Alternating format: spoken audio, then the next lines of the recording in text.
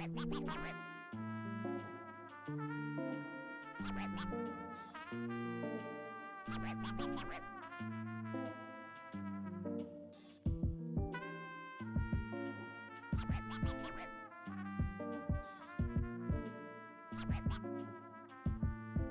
dónde está papi?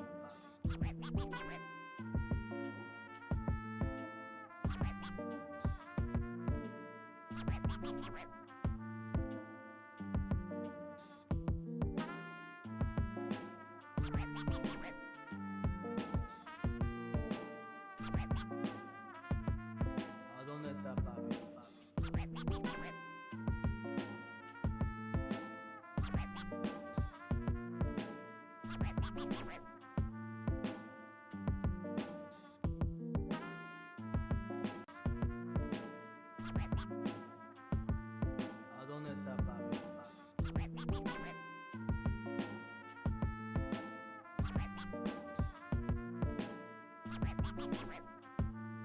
¿A dónde está papi?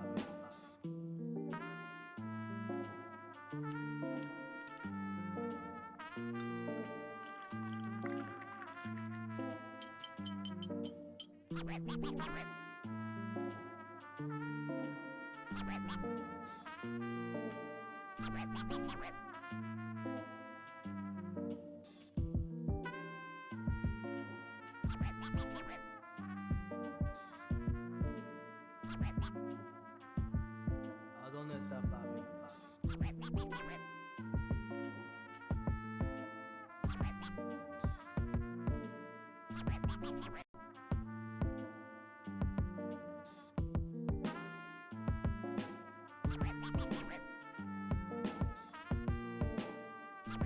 ¿A dónde está papi?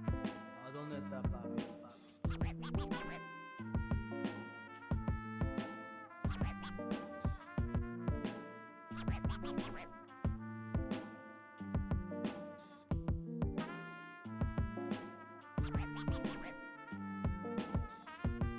Welcome to the Saturday stream. I hope everyone's having an awesome Saturday morning. Hey, how's it going, Heat?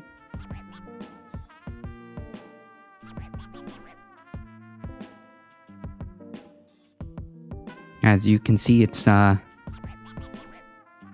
just me for now. You guys are gonna have to bear with me as the co-host today has been impromptu called to work. So we'll see if they're able to join us in a quick call.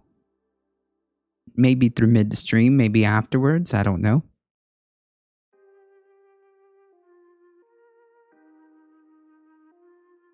Gotta love those Vaquita emotes. If you hit that follow button, you too can have those Vaquita emotes.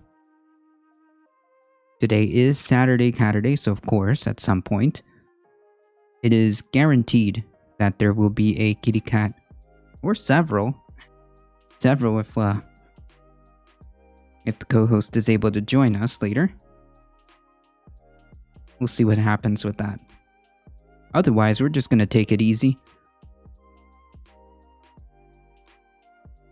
Maybe play some games.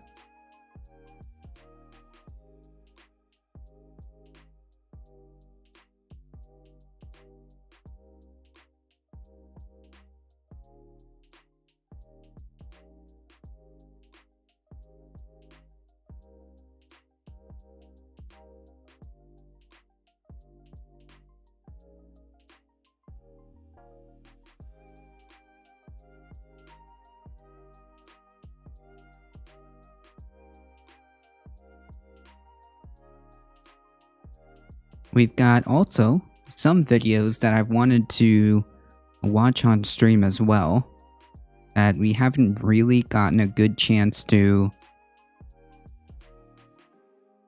finish, to be quite frank.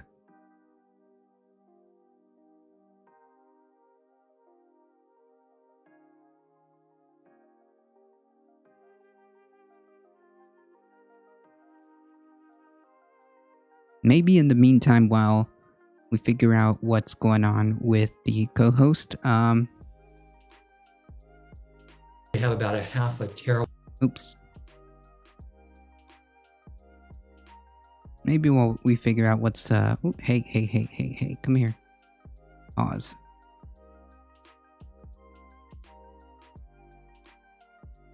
We've been trying to finish this this video for quite some time.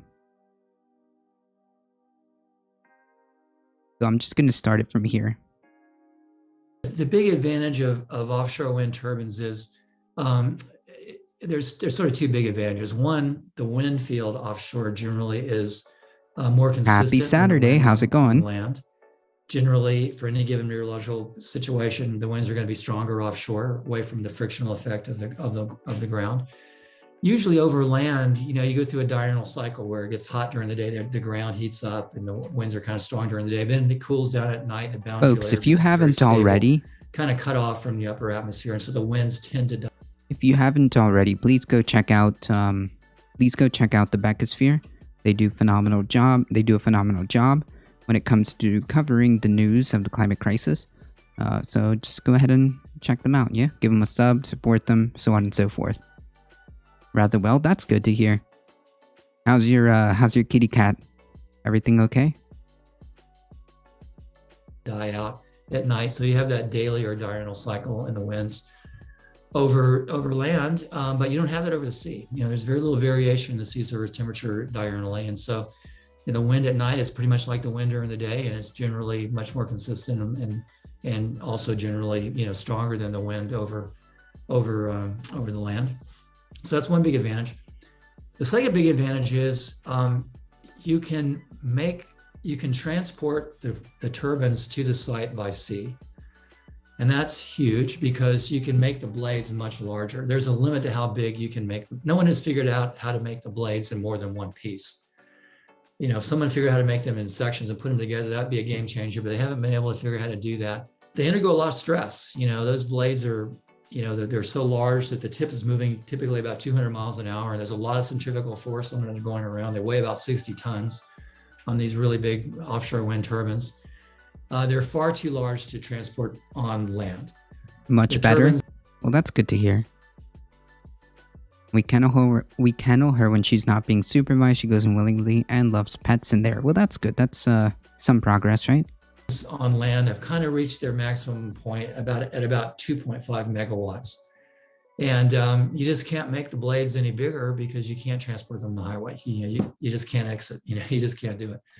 And so the land-based or onshore turbines have kind of maxed out at about 2.5 megawatts. That's kind of an industry standard now. But the sky is kind of the limit on offshore turbines because you can manufacture them right at the seaport. That's what they do. For example, at Saint-Nazaire, France, that's where the GE plant is.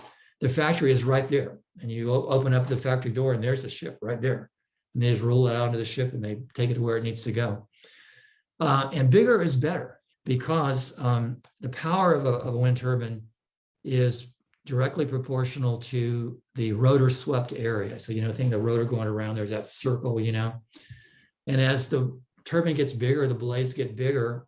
Think about the area of that circle. So they can't just screw the parts together? No, I don't. Well, in this case, the R I think it's a little more complex than that, right? So if you double the blade length, you get 2 squared or 4 times as much power out of that turbine. If you triple better the than blade length, you Cappy, get true. 9 times as much power. It's even better than that because as the turbines are getting bigger, they're going higher into the atmosphere and the winds are generally increasing higher in the atmosphere. I never thought about that part. It's just so basically what he was saying is that like the interesting thing about wind, offshore wind turbines is that they get manufactured right there, right on the port. So basically what happens is they get built there and the ship is right there waiting. So the actual footprint for this renewable energy is actually very small, or at least smaller. Like it's actually playing with all the cool parts of the atmospheres, particularly over the ocean, which just lends itself to such an enormous amount of power. Right, and one of the key parameters on any wind turbine is something called the capacity factor, usually in percent. And it's the ratio of the maximum power that the turbine can produce in optimum conditions to the long-term average. For onshore turbines, that's typically about 30 to 40%. But for offshore turbines, it's typically about 60%. So they're just much more efficient. A lot of that, of course, is the wind field is more consistent offshore, but also because they're bigger, they're reaching higher in the atmosphere, they're just more consistent. So you get better performance out of the offshore wind turbines.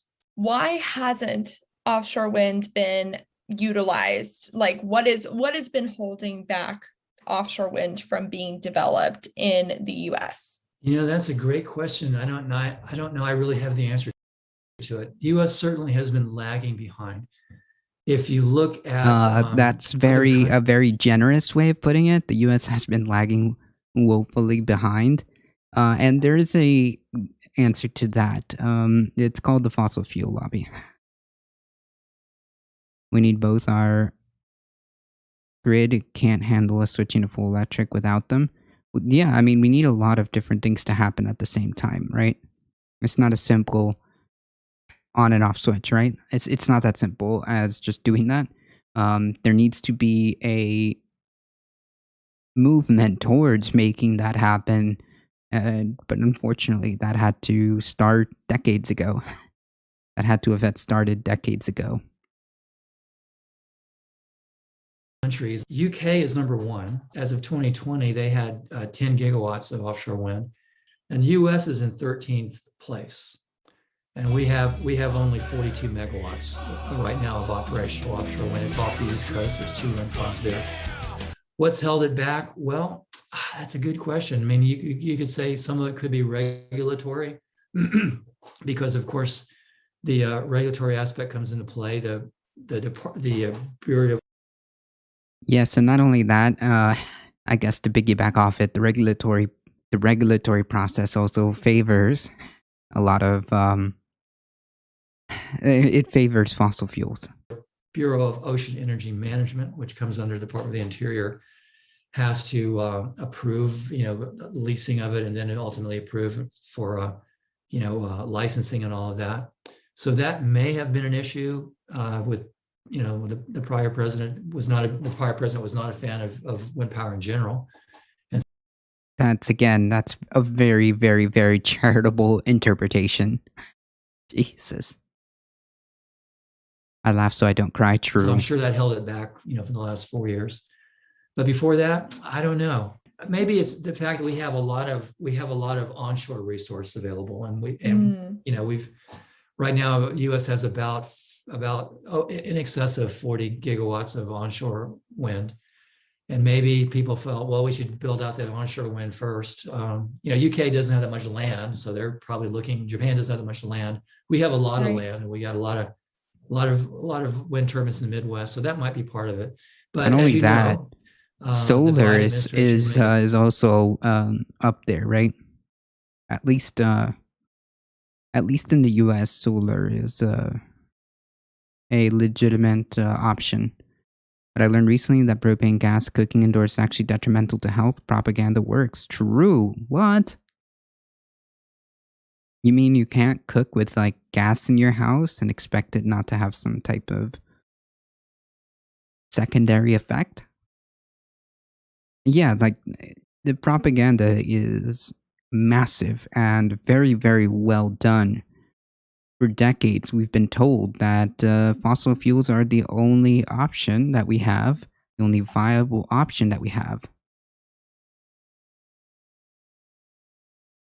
Well, it's not about feeling worse. That's blaming yourself or believing something that sometimes is even pushed by legitimate people. An example would be the tobacco industry, right? Why would you blame yourself? Why would you blame yourself when the tobacco industry dedicated so much resources, time, media, and all to tell you, even up to and including using doctors, to tell you that cigarettes are fine? It's not a big deal. What are you guys worried about?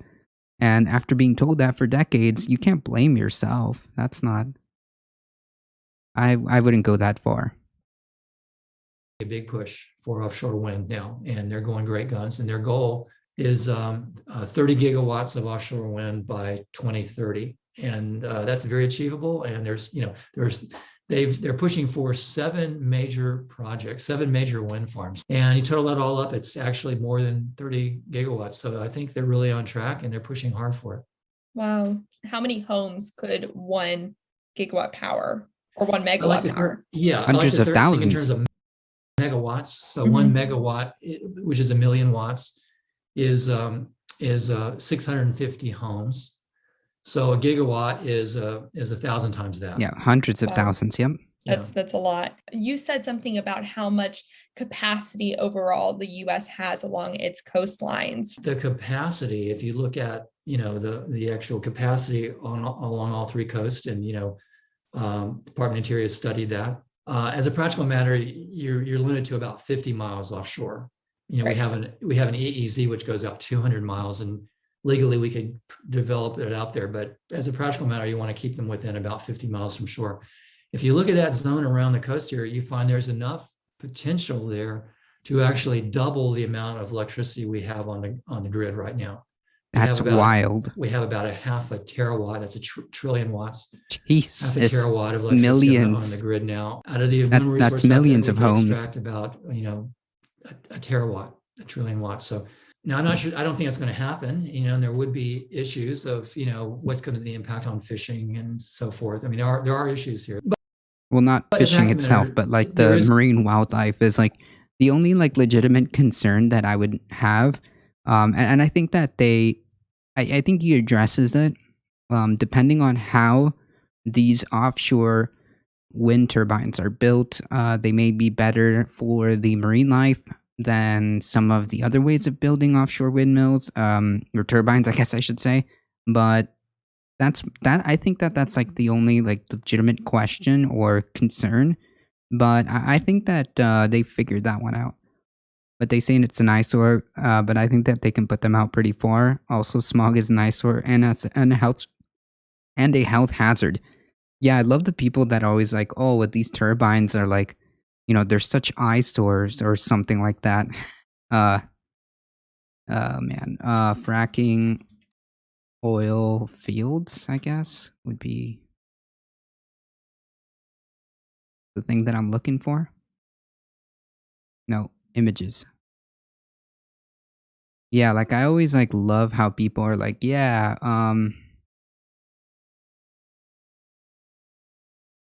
wind turbines are such an eyesore, but then we'll be like okay with something like this.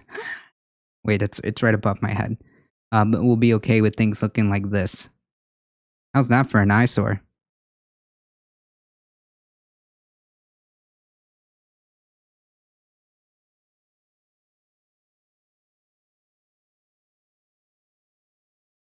Check that out. Oh yeah. Yeah, the wind turbines are such a terrible eyesore.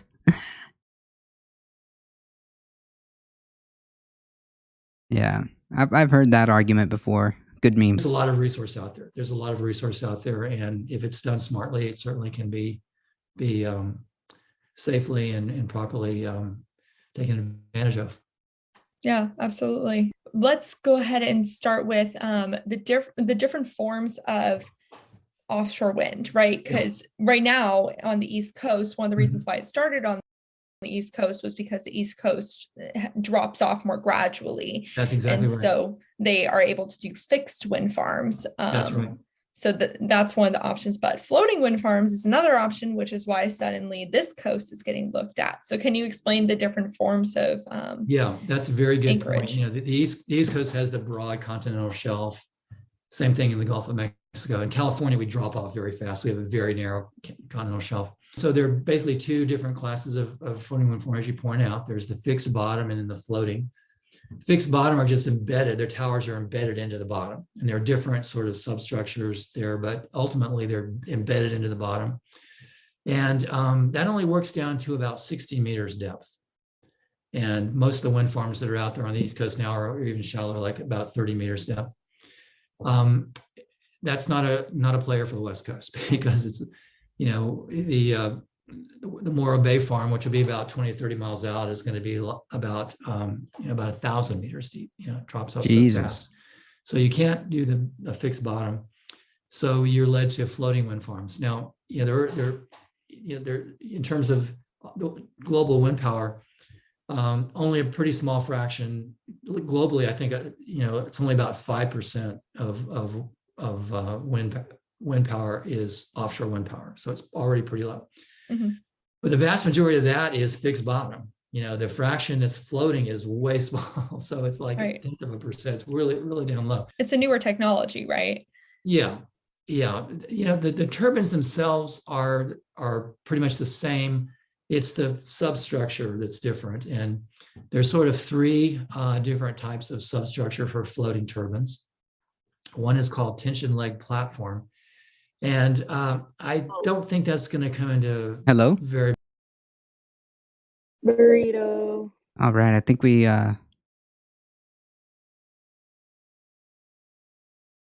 got it. Hello? There we go. Okay. Can you hear me okay? Yep, now I can. Sweet. All right, folks, we got the co-host. Yeah, I think we'll just leave it in the background. Okay. What you guys watching? A video about offshore winds. Offshore wind? Yeah, offshore wind turbines. Oh. That sounds interesting. Yeah.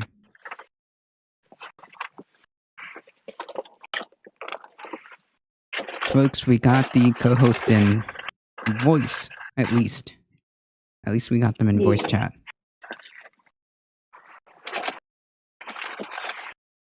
Howdy, howdy, says Heat. We're about to go on a little adventure. Adventure? Yep.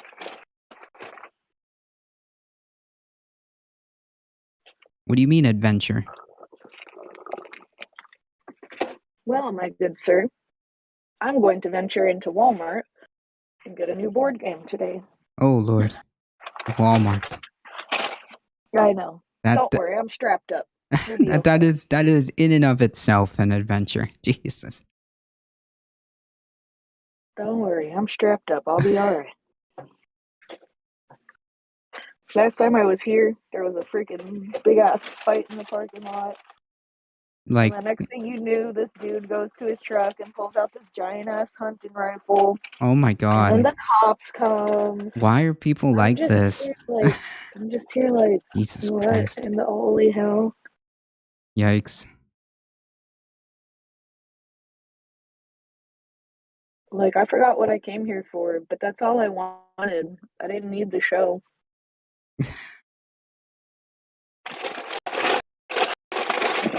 Oh well. It happens, I guess. Yeah.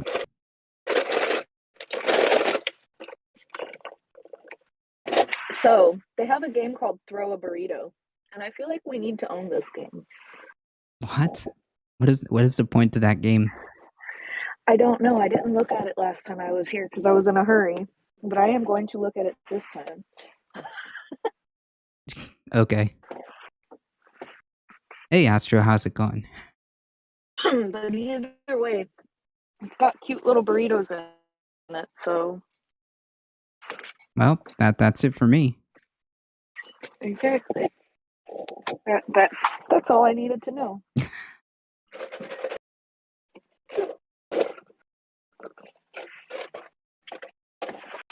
Okay, guys.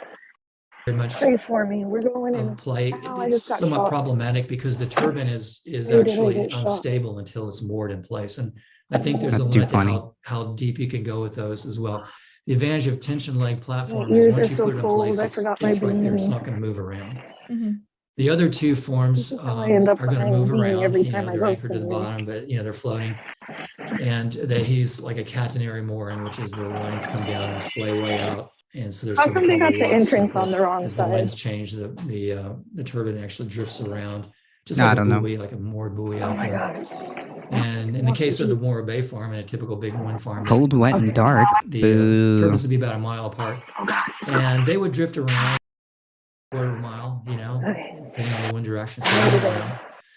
And there's sort of two different structures there. One is called the spar buoy. Spar buoy is just a straight cylinder and comes down. It comes down really deep. The great thing about the spar buoy is it can take huge waves and huge winds. If you were going to put a wind farm in the Gulf of Alaska, or you're going to put a wind farm. Only I could like not kill them. Yeah, it's not that easy to grow orchids up there. I think you have to like figure out how to either have some type of greenhouse, or I don't know, like keep them inside with grow lights. Other people do it just fine, and it's literally only me. Yeah, I don't know. It's orchids themselves aren't that easy to take care of to begin with. You have to know how to handle them.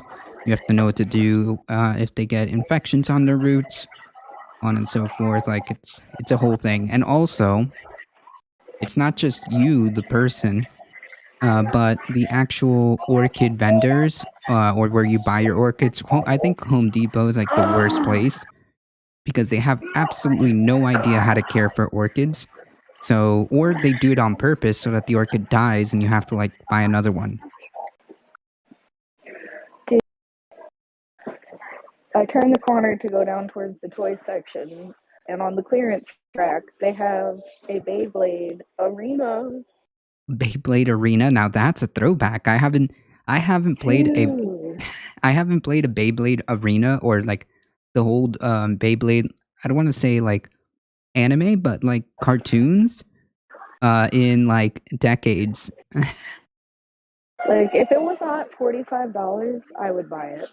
I remember I used to have an arena.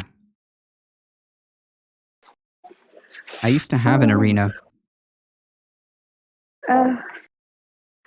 just want all the. There's a game called Netflix. Why? What? Why is there a game called Netflix? What is the point of that? In this original party game, combine your favorite Netflix content with hilarious plot twists to snag the recommended show for each situation, determined by the judge. Boo. That sounds kind of lame. Orchids are so hard to take care of. Yeah, you have to know like how to work with orchids, honestly. And like again, a lot of the problems is with the like the manufacturers themselves, who don't, either on purpose or just don't know how to take care of orchids, so they kind of put too much like sphagnum moss, or have them all like the roots are all too wet, and that creates infections or root rot, I guess would be the word. So yeah, so then you have like a dead orchid in no time at all. So it's very difficult. You have to like immediately take them out of your pot that it comes in, and repot them with good orchid bark. That's like the first thing you need to do. There's a game called Exploding Kittens. Yes, I've seen that game. It actually looks kind of funny. Exploding Kittens. I used to go to a place down south called Play Live, which Play Live, by the way, it still exists somewhere in the country, just not here in Florida. Or if there is a Florida one, it's not too it's nowhere near here. So Play Live, my friend used to go to Play Live with all kinds of different board games, and one of the card games that he brought was Exploding Kittens. It's like playing War, I guess. It's like playing War. It's like Russian roulette. Yeah, something like that. Totally That's unrelated. what it says on the box. So. Oh, okay. Totally unrelated. Did you guys know that Jeopardy debuted in 1984? No. I've never watched I'd never followed Jeopardy like that.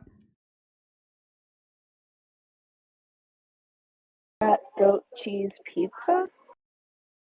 No, that sounds weird. No, thank you. That sounds very Okay, weird. that actually sounds kind of fun. That's a Race game? against each other to slap a match between a card and the spoken word. But watch out, your mind will play tricks on you.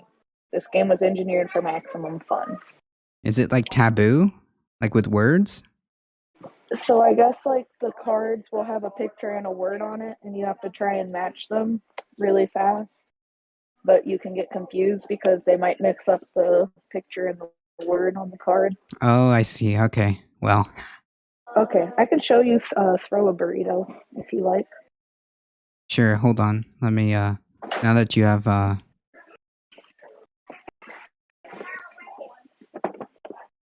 do I go to the grid section? No, come on. Okay, here we are. That looks so cute. And you can buy extra burritos. That looks so cute. So I feel like we need to buy this. It's a dodgeball card game from the creators of Exploding Kittens. Board game cafes are popular in Southeast Asia. Very good idea. Yeah, there's actually a board game cafe here. I forgot what it's called. It's not here, but it's close enough. My friends were telling me about it. It's pretty cool. They have they take all donated games, and they basically just you get charged like a fee up front, and you get to play whatever games you want. You get to rent them for as long as you're there. You get to order food while you're there. There's like cafe, coffee, drinks, food. There's pretty much anything that you want there, and you can play whatever games. Chess, checkers, anything like that, and whatever board games they've been donated in the past are also there. Nice. I'd have video games too, like old school ones. Yeah, like arcades. That would be cool. I think, as far as I can tell, really cool. As far as I can tell, I think that there's only like 1 or 2 arcades that I know of in South Florida. That's about it. One, you place the burritos on the table and deal out the cards. Earn points by collecting 3 of a kind. Play burrito cards and force your friends to battle. Duel to determine the winner. Cool. So you just eat burritos at each other? That's fine. Okay. Is that not the coolest? They're squishy and foam. They look cute too. Kind of cool. They look cute. I know. So guys, if you want to see us play throw burrito. Throw burritos at each other? Yes. There's a game called A Game of Cat and Mouse. What? Perhaps it needs to be revived once people get vaccinated? Oh, so never. There's too many games I want. I'm going to have to buy 1 a week. Oh, no. There's a Baby Yoda Bop It. A Baby Yoda Bop It? Oh my god. I score. That's funny. Bop it. So was it Denmark that declared COVID no longer a national emergency? I don't know. Maybe. Maybe they've got, Denmark, I don't know if Denmark in particular, but it seems to me like they've, in some areas, got it much better. How do you... God, I can't pick just one. I want all of them. Why are you like this? They have a game called Deer Pong. And why is it for children? What? That's a good question. Dude, I need this for my house. It's a freaking deer with a... And I guess you toss ping pong balls into it. What? Featuring Bucky the Stag, the talking deer. What? Okay. That's kind of weird. That's hysterical, isn't it? No. Why would you make a game like that for kids? Well, to me, you wouldn't make it for children, but I guess in the defense of the game, it does say 8 and up, and it doesn't tell you to use alcohol. Well, you damn know well that that's what it's for. Dude, I'm so conflicted. There's so many good games here.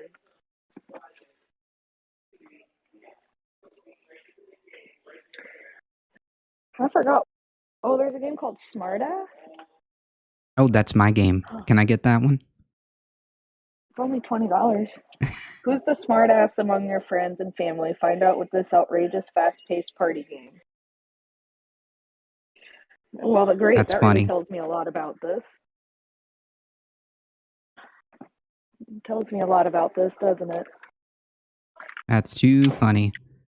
Oh, so it was Denmark. Okay, so Denmark decided COVID isn't a critical threat to society. The country became the first in the EU to lift all COVID restrictions despite leading the world in per capita infections. But what's their vaccination rate?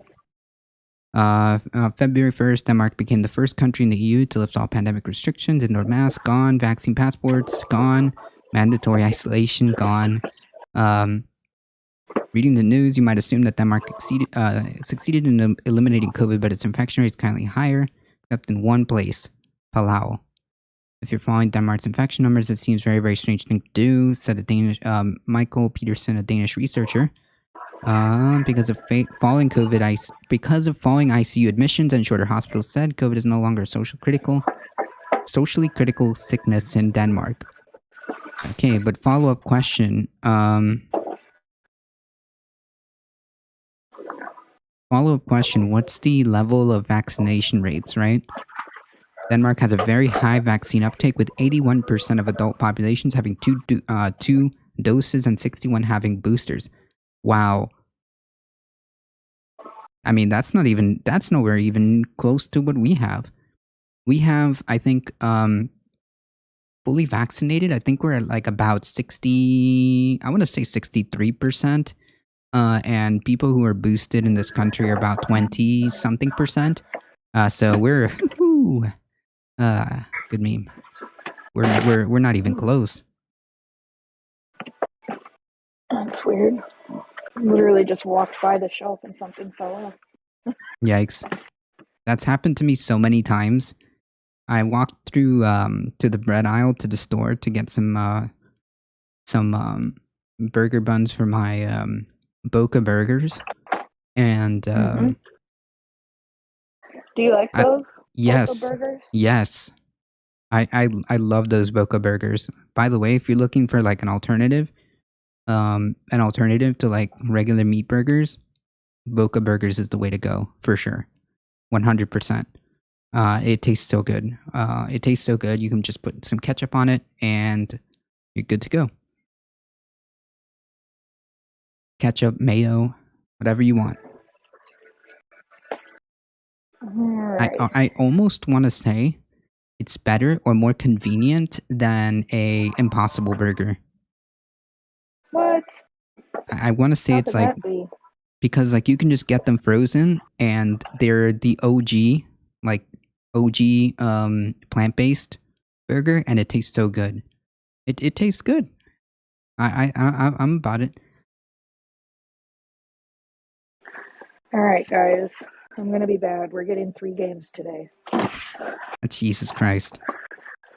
I mean, as long as one of the games is the burrito game, because those little burrito things. Aw, boo. I don't have enough money for it. Next time. Boo. It's like I don't know if Ed will play that with me or not. So if that's the only game I get today and he doesn't play it with me, it's kind of a waste of it. Not really, because when you have guests over or you have like a small gathering, when it's right, but appropriate. I'm not going to have any guests between now and next week, so I can just get the burrito game next week. Fine. Yeah, it feels like a political. I'm getting what? Light up cornhole and a glass set of chess and checkers. Oh, you're getting a glass set of chess and checkers? That's so cool. I used to have one.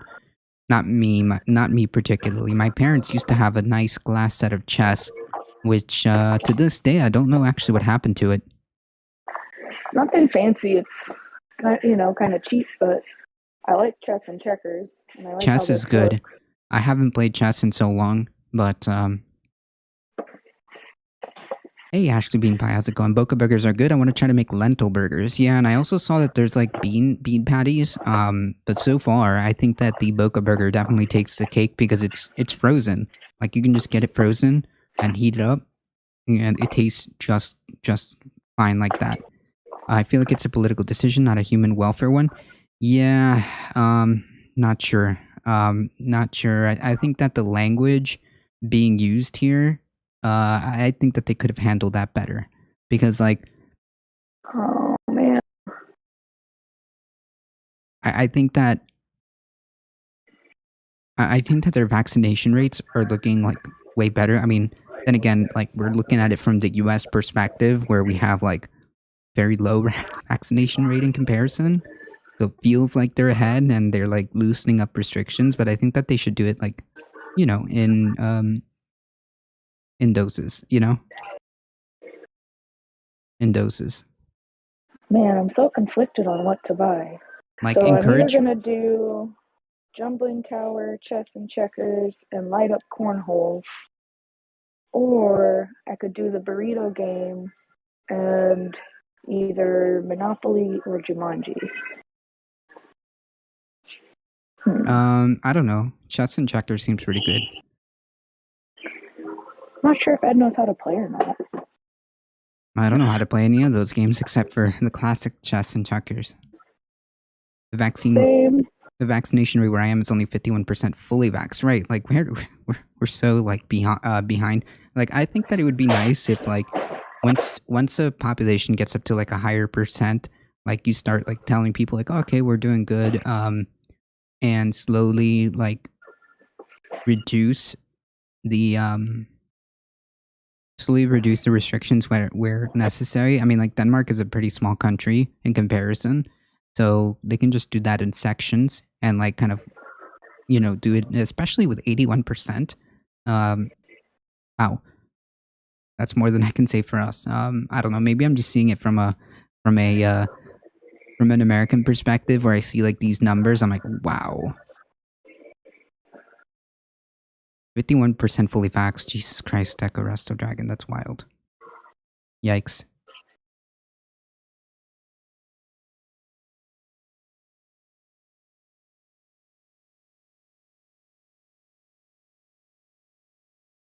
In the Gulf of Mexico, where you expect to be run over by a hurricane every couple of years, you're going to want to use that Spar Buoy because it can handle, What? I asked Ed if he knows how to play chess or checkers, and he writes back, "Why?" That's not an answer to the question, my friend. I wrote back to him. I said, "Why for yes?" Like, hey, I have a feeling it's gonna be a no. I don't know why. I just have a feeling. Do you know that the sky is? Did you know is the sky blue or like white in your area? Yes. That's basically what just happened.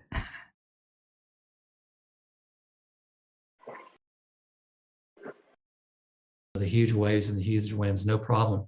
The disadvantage of the Spar Buoy is it has a really deep draft, and you have to have a really deep port.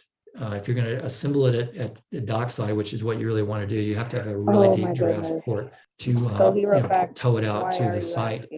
Most places that the draft is too deep, they can't handle it. This is great when I'm standing in the store. Port Hueneme, which is where I think more will be just tell him. I don't think they can handle the Spar Buoy. I did. Right. So the third design is just called be like, look, semi-submersible. I'm at the store trying to get some games. Do you want? Yes or no? Jesus.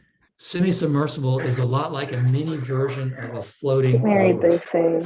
In fact, it's pretty much the same technology, pretty much the same design, but it's smaller. And there's actually kind of a nice thing about that. And that is, as we phase down fossil fuel use, start phasing out offshore oil development, the people who will be displaced from their jobs in the offshore oil business can immediately transition over to supporting offshore wind turbines because it's the same technology.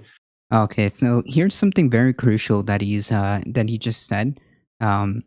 A lot of the technology that's related to building offshore wind, a lot of the technology that's being built or used is almost exactly the same as the technology used for offshore rigs, for oil rigs. So all these people that used to work in the oil industry actually do have a place for building the future. They're not going to just, they don't have to just be let out to dry, you know? I think that's probably the most crucial part of this video, in my opinion, to kind of illustrate and help ease people's worries.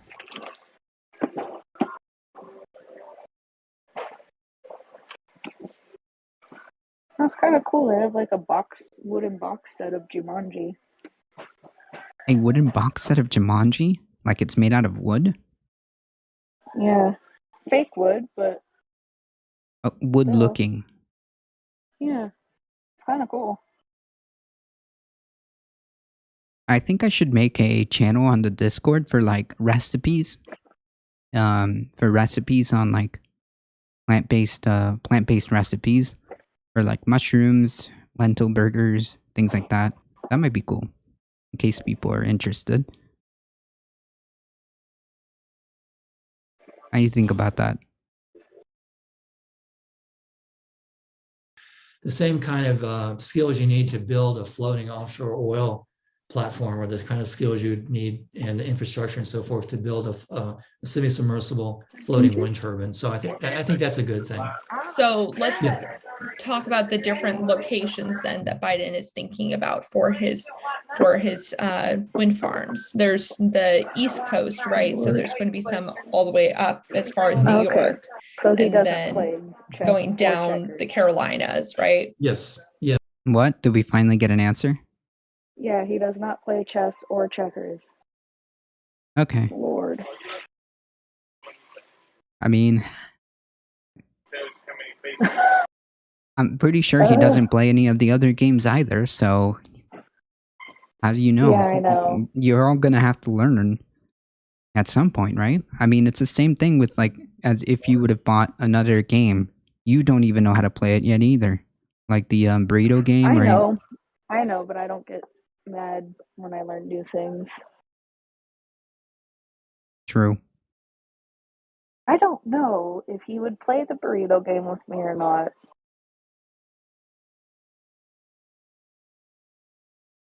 That's okay. It could be like a party game. It could be a party game when you have people over.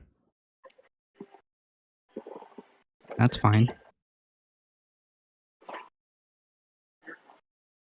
Maybe I'll just get Jenga and the cornhole game for now, and I'll get a board game next week. Jenga. Jenga's fun. Yeah, well, they have this one called Jumbling Tower. It's like the Walmart brand of Jenga, I guess. It's the same thing. Jumbling Tower. But my old Jenga set got wet when we were playing outside, and it ended up molding. Oh so no! I really need to throw it the heck away. Yeah. Be done with it. Exploding Kittens sounds fun too, but not sure that's his kind of humor. See, I just want to find a game that he can enjoy as much as I enjoy generally any game I play. Why don't you ask him what type of games he played, or what type of games he would be interested in? That would be none. Okay, so then apparently wouldn't matter then, right? Just get whatever games you like. It's like a shot in the dark, but I try and get something that I can get him to play with me.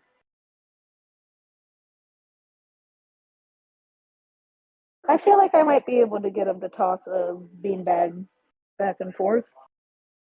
Okay, then get that one and be done with it. And at least Jumbling Tower I can play by myself.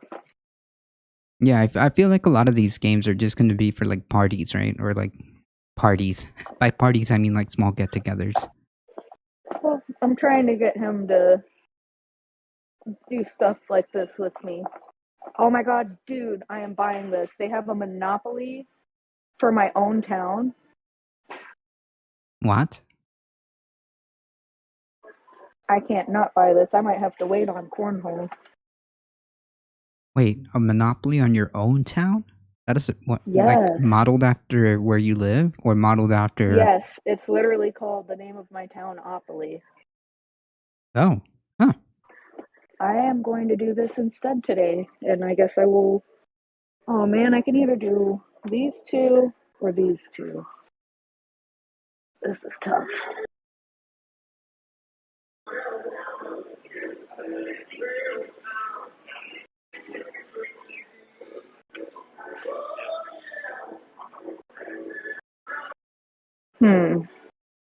Why can't I make up my mind? I don't know. The site I use also tells you how many people have at least one dose. People with one dose is about 57, so either that is good or I'm not sure what to make of that. I don't know. It sounds kind of low, to be honest. Oh my god! Shinopoly. Moonshinopoly? That's almost even better. Why Oh do I my want god. both of them? Like, I have no reason to have multiple Monopoly games. Yeah, you have no... What's wrong with me? Right. You can... I mean, I almost want to argue in favor of the one that's modeled after your town, because that's pretty cool. I know. That's the one I'm getting. How come they do stuff like that here, but not at Walmart where we're from? I don't know. Because, well, I don't know. I haven't been to Walmart, to be honest. Oh my god. Mandalorian oven mitts. Mandalorian oven mitts? I need to get out of here. I'm in trouble. That's too funny. That's too funny.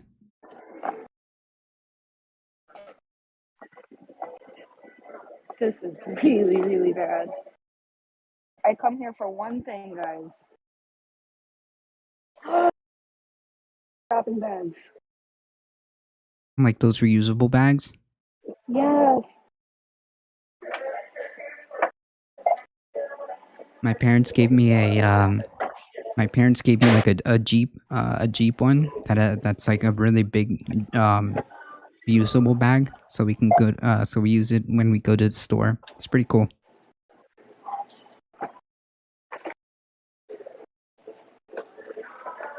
It says use other barcode. That's the one I scanned? Yes. Up the New England states and the Mid-Atlantic states, I think, are the main area they're targeting. They have mentioned Gulf of Mexico. I don't know what the plans are for Gulf of Mexico, other than the fact they've mentioned Gulf of Mexico. Right. And on the West Coast, it's Morro Bay. It's Humboldt, off of Humboldt County, which is Northern California. Yes. Which would be similar to Morro Bay, but a little bit smaller. Something. And they also have plans for Oregon. So I think they're talking about three pretty significant wind farms off the West Coast. Yeah. The goal is 30 gigawatts by 2030. Well, Morro Bay is going to actually be 5 gigawatts. That's 1/6 of, in terms of that's called a nameplate capacity. It'll actually produce about a little over 3 gigawatts, but it'll be significant. Assuming it's built out to the way it's scoped out now. It'll be a big, it'll be a significant part of Biden's overall plan. And do you think that the East Coast will stick to Can't believe it fits fixed bottom, or do you think that they would consider floating? Because we'll get further into like some of the dissents for offshore winds, but one of them is the eyesore argument, right? So the benefit of floating is that you can put it further out, and then people don't have that as a complaint. Or another one would be marine mammal traffic and so on and so forth. So floating might have an advantage for that, but I don't. Do you think that they would consider floating all the way over there, or do you think they would stick with fixed? That's a great question. You're right. The view shed impact is a non-trivial issue.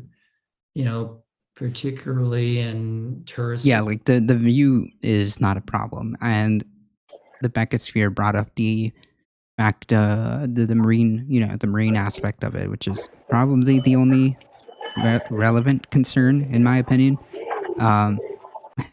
I have to be careful if I go shopping for fun so I don't end up with a mountain of stuff. True. I've lived in both places. They have mentioned Morro Bay and Humboldt. Well, what happened is when I came in here the other day, I was genuinely so overwhelmed. Thank you.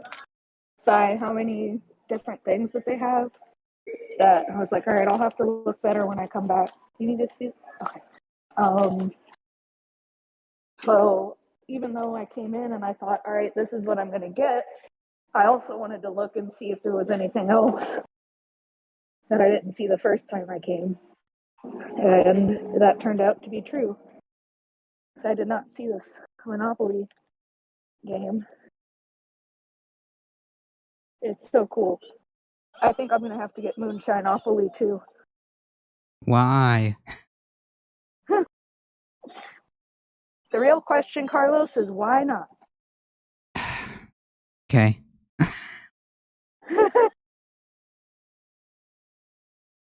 Okay. I can't wait to show you what I got. I don't know where I'm going to put it, but...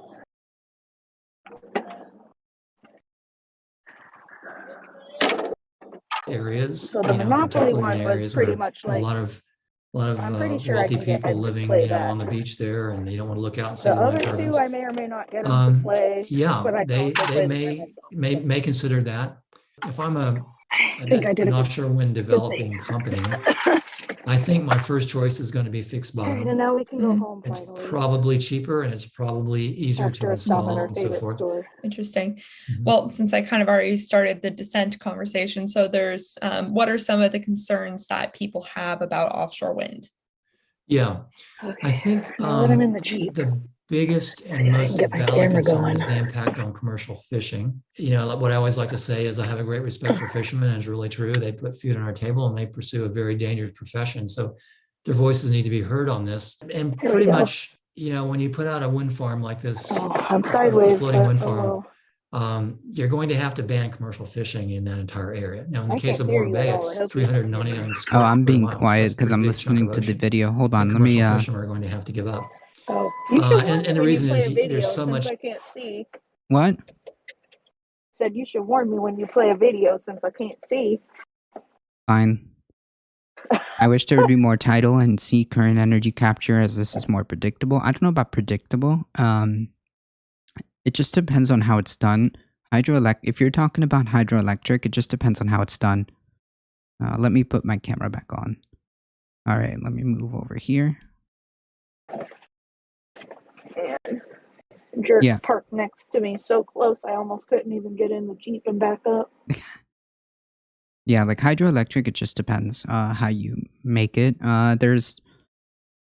If you do it in a way that destroys the natural ecosystems, then it's no good. You're doing way more harm. You're doing way more harm than good. But there are certain ways of doing hydroelectric that is fine. Dumbass lady. Are we still watching the same video from the beginning? No, I took a pause. Okay. So what video are we watching now? At this time, I'm not watching a video. Oh, okay.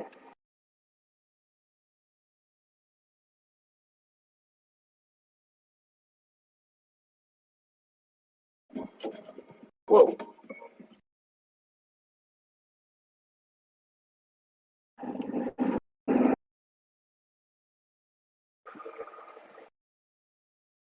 Well, I think the Jeep has finally learned that when I tell it I want the phone connected to the AirPods to connect the radio and not bug my phone. Okay, that works.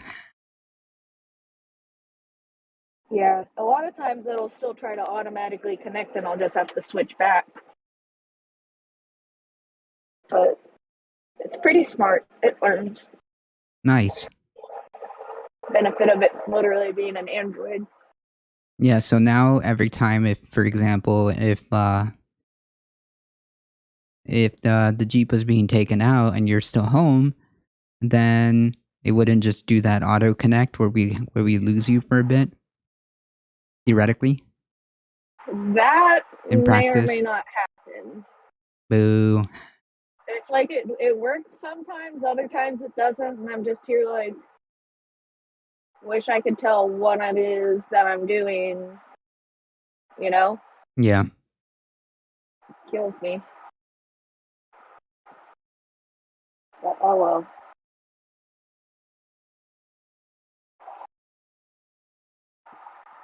Oh, why is there so much traffic? Where do all these people possibly have to go? What day is it today? On a Saturday? Who knows? I think my point is that if you have offshore wind excluding access to the area, tidal could be there too. I don't know. Maybe. You would have to ask somebody more knowledgeable than myself. I don't know. I don't know if that's like a possibility or how that would work. I don't know if that's even available. I have no idea. The answer to that, my friend, is I have no clue.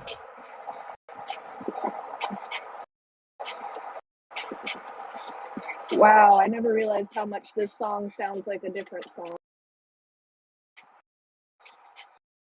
I can't hear it at all. It's that poke it out. Doesn't it's even. Reminding me of this. It's reminding me of this other cloud. Okay. Not the lyrics or anything, but just the beat of it. Hey, Siscat, how's it going? Happy Caturday. Don't worry, we'll get to the kitty cats at some point, okay? Don't worry, hang in there, chat. There's going to be cats at some point on stream. I will be there soon. I am literally en route. Literally en route to the cats. Yeah. There you go.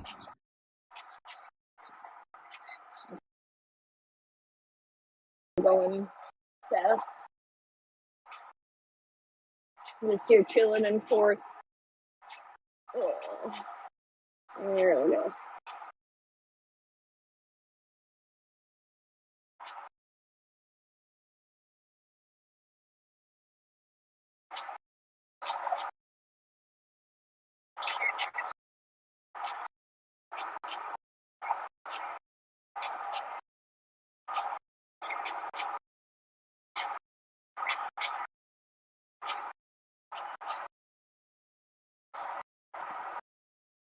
Perfect.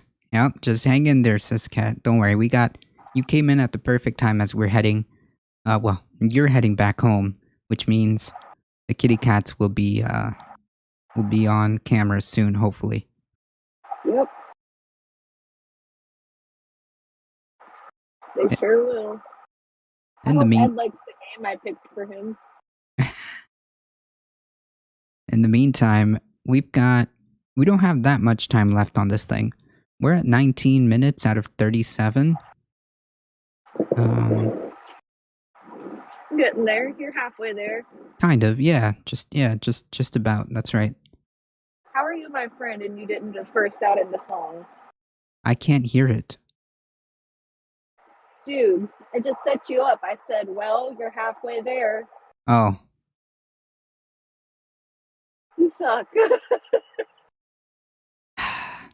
What do Counting Crows sound like? Well, the Counting Crows aren't a bad band. I'll just take a cat nap while I wait. Haha, I see what you did there. I'm really kicking myself for not getting one of those exploding kittens or the taco game. But I just really don't think Ed would have played with me. And then what was I going to do? Sit there and stare at it on the shelf until I had somebody else come over? Yes. So I'll get those next time.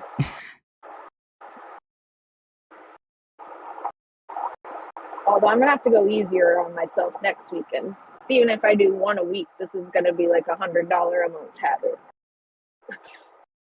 No. Oh, man.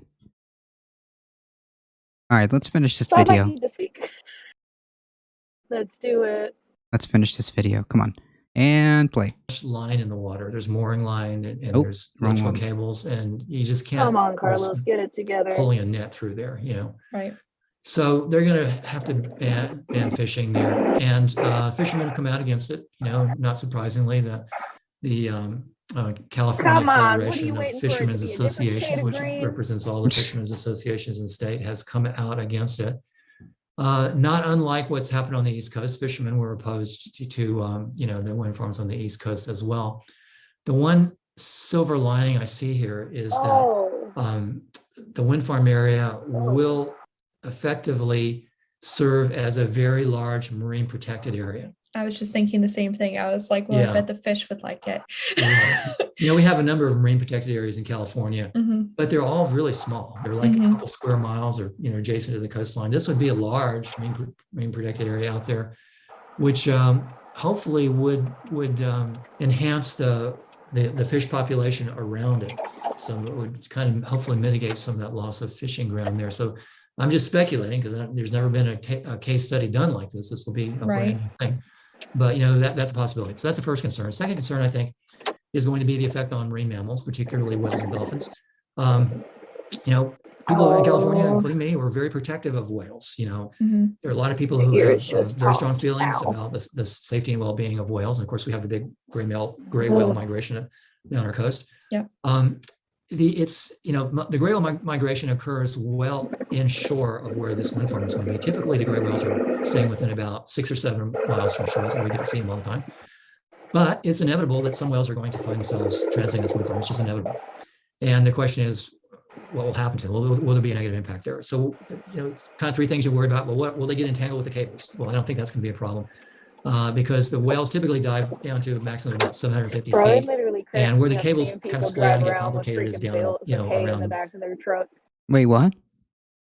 Cracks me up all the times I see people driving around with bales in the back of their truck. Oh. You know, about 1,500 feet or below. So I think, you know, where the cable architecture We're gonna see if complex the is well below where the whales dive. Second thing you might worry about is sound. Yes. You know, the turbines are going to emanate a little bit of sound because, you know, as they're turning, there's vibration, there's machine noise, there's, you know, ball bearings and things like that coming into play. And that noise is going to get transmitted down the tower and then out into the water column through the substructure. I've done a little bit of looking at that based on what's out there in the literature. And, you know, the wind turbine noise is really pretty low. It's definitely noise, but it's pretty low. It's comparable to a submarine in terms of source level. I was wondering also if it would be less or more than all the fishing boats that would be out there. Yeah, kind of comparable to a fishing trawler. I mean, if you have if you ban all commercial fishing and you kind of which I think is a good idea, because you have to make things way more sustainable, and it's no, the way we have things right now are completely off base. But if at the end of the day, the comparable volume, noise level is going to be basically the same thing, then I think that that's a fair trade-off, because at this point, I'm assuming that the animals are used to it at this point, so we'll see. Pretty comparable to the noises that whales make themselves. About at that same level, you know. And the bottom line is, I don't think it's going to. I mean, I'm sure it's not going to harm the whales. I don't think it's even going to confuse the whales. Noise pollution. I don't think that's going to be a problem. And finally, the third issue would be, well, you have these electric cables that are transmitting an awful lot of electricity, very high voltage. Kind of. It's equivalent to fishing trawler, equivalent to a submarine, but you know that has effects on the wildlife. What's going to be the impact there? These cables, they're big. They're this big around, and they're heavily insulated. They're heavily armored around here. I'm not worried about electricity leaking out of the cables. That's not going to happen. However, it's alternating current, and as a result, there's a fluctuating magnetic field, and you can't really contain the magnetic field. So the magnetic field does leak out of the cable. And when you have a fluctuating magnetic field, that sets up a fluctuating electric field. And so wait, what? Who made the video that y'all are watching? The Beckosphere is we're watching basically an interview on this topic.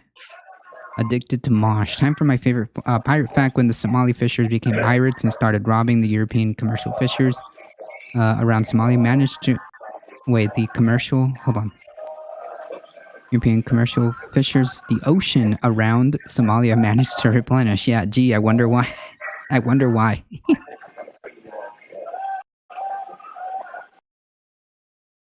I want...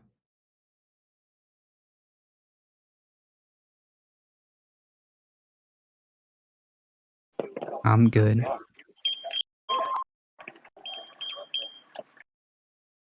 There will be a fluctuating electric field outside of the cable because of this fluctuating magnetic field. And so there'll be some electricity outside the cable, but it's going to be exceedingly weak.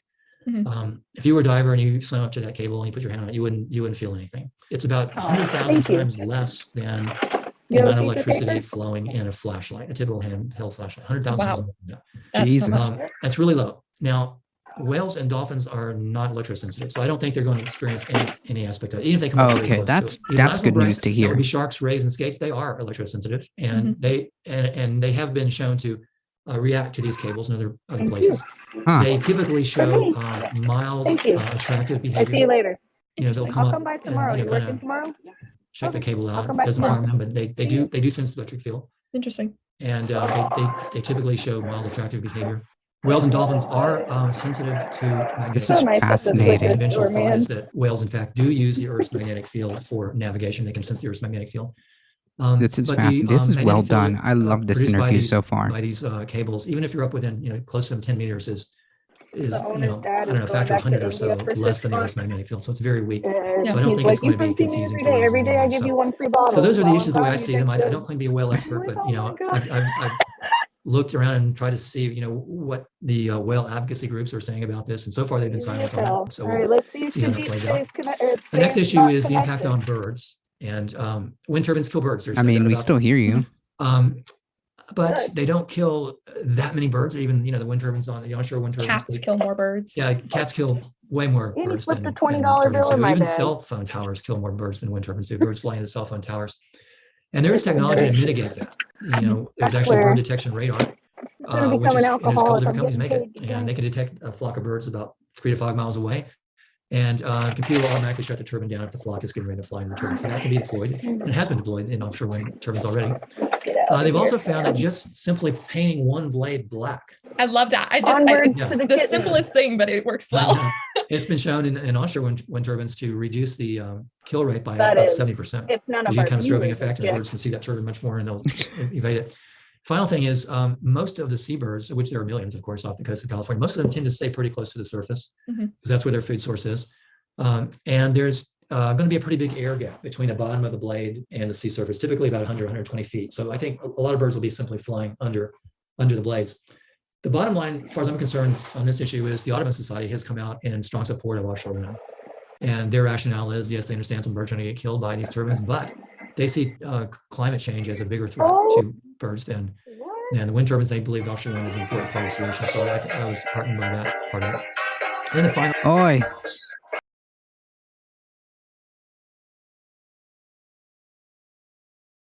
What is that?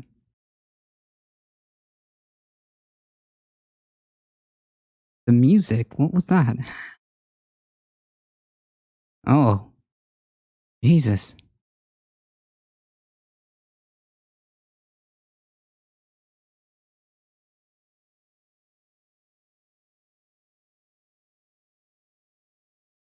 Yikes. Little sucker turns easy, I tell you what. Why do people slow ride with you? I don't know. Ask them. I would if their window was down. Or if they had a CV. That's funny. I feel like everybody should. Then driving around would be like playing a game on Xbox Live. No. No. Boy, I don't... Out the road. silver car! Get out my way! Off the road.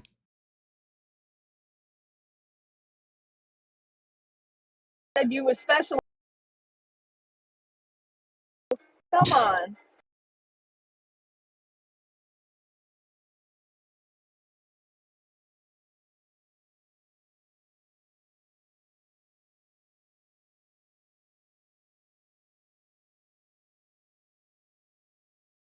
of the truck drivers talking to each other.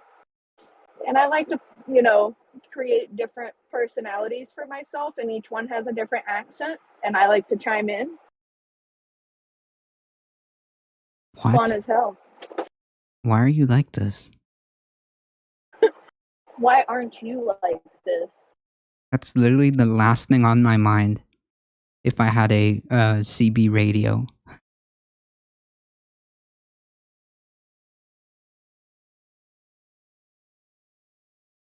Oh, Why?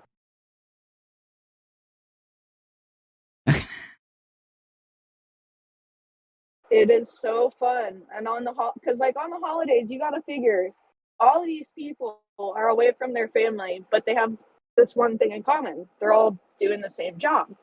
Yeah, of course. So throughout the holidays, when you're driving on the road, the truckers all end up talking to each other a lot on the radio, and it's a lot of fun.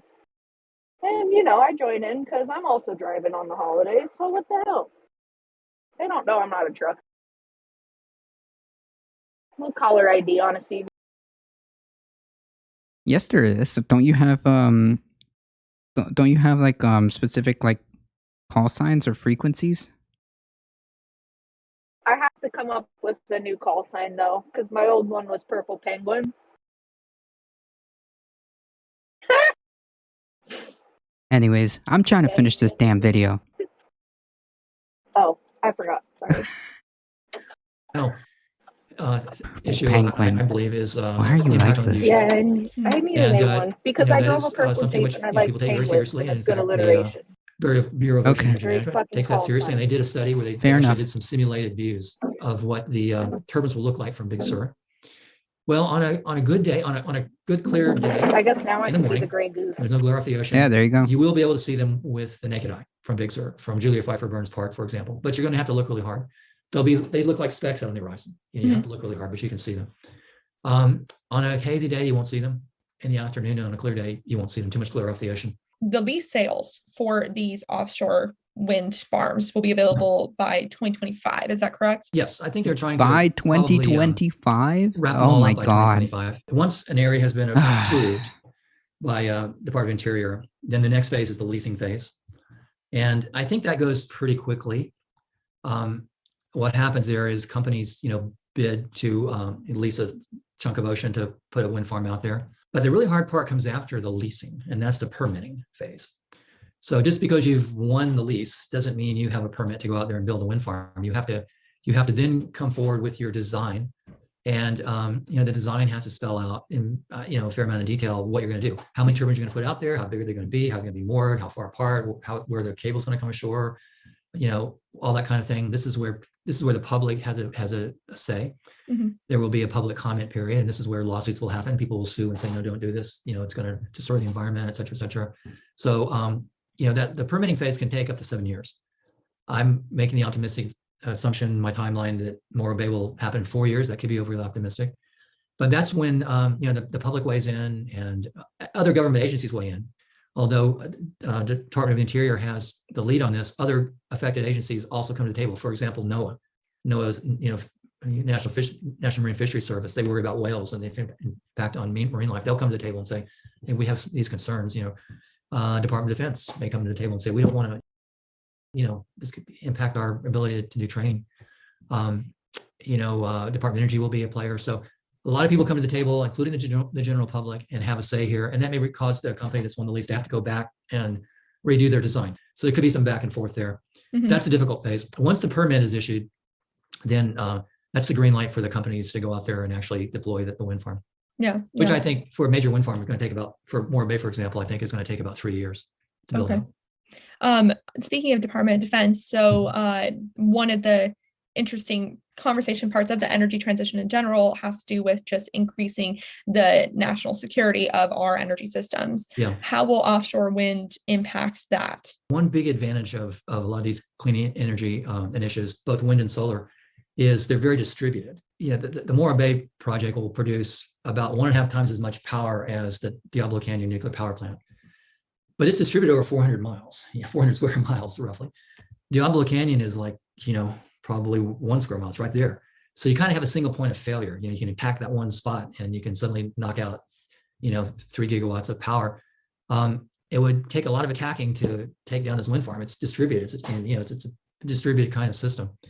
So in that sense, it's kind of safer. On the other hand, it's sitting out there off our coast. It's actually outside of U.S. territorial waters, which extend out 12 miles. It's within our EEZ, but outside our territorial waters. And you could imagine that a bad actor could go out there and, do some damage. But again, the fact that it's so distributed, you've got a U.S. Coast Guard, you've got a U.S. Navy. I'm not too worried about that, being an issue.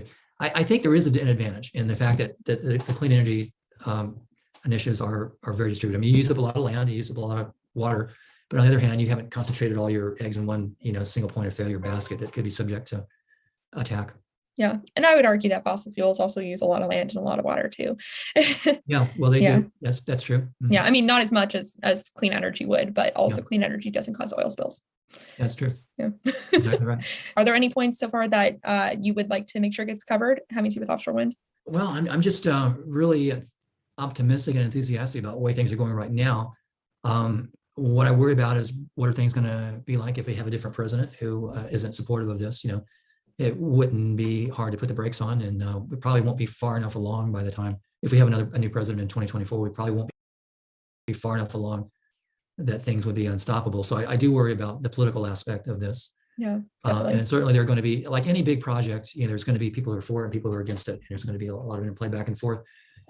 We have a lot of momentum right now, both at the federal and state level, but the political winds can change. And, it typically, from start to finish, big projects like this, are going to typically take almost 10 years. And so that's potentially a couple of different administrations. So I do worry about that. What's going to be the political landscape, before this thing is completed.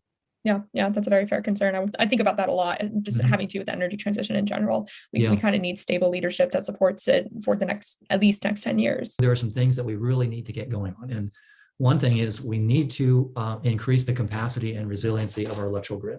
Yes. By a factor of about 3. We need to crank it up by a factor of about 3 in terms of capacity, because we need to move to a future where we're moving to electric vehicles, and we're getting all the gasoline powered vehicles off the road. Industry is moving that way. I mean, all the major automakers have plans to go all electric, within 10 years or so. Mm-hmm. But that can't work unless we really build out the electrical grid. The electrical grid right now couldn't support that. We've got to at least double it. We would like to triple it. Then, of course, we got to build out all the electrical, charging infrastructure and all that. So we really need to get going on that now. Well, thank you so much for taking the time to talk with me. Okay. I greatly appreciate it. And thanks, Becky. I really enjoyed it. And I commend you for the work you're doing. I was very impressed when I looked at stuff on your channel. And so keep it up. Really good. Thank you. Thank you. Well, I hope you found this interesting. Thank you, Mike, again, for taking the time to talk with me. Please consider checking out Mike's YouTube channel, which is linked in the description box below. And if you feel so inclined, check out your local Citizen Climate Lobby chapter. Before we go, I also want to mention that I was recently on a talk led by someone else. I went on a Twitch stream called A Difficult Truth, where I talked about climate change and like different climate solutions and stuff like that. So if you're on Twitch and you enjoy news coverage, which I'm guessing you do because you watch my channel, check them out because they're really, they do a good job covering different political and environmental news. And they also have a YouTube channel where they basically repost their videos that they originally put on Twitch. So I'll leave a link to the video that I did with them in the description below. Until next time, remember to talk about the climate crisis every single day and to support your local news organizations. A big thank you. True. All right. Good memes. Good memes, and thank you once again to the shout out at the end. All right, cool.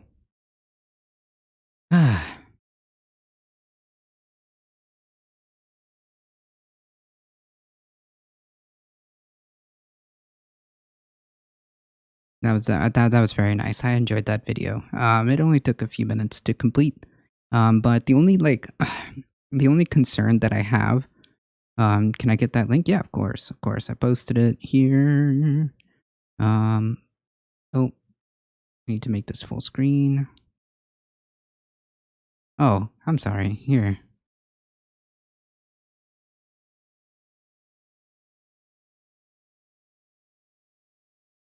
Just quick copy, paste, and boom, there you go. All right. Hello.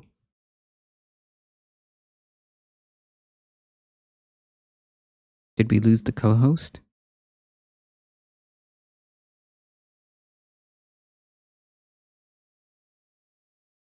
Maybe.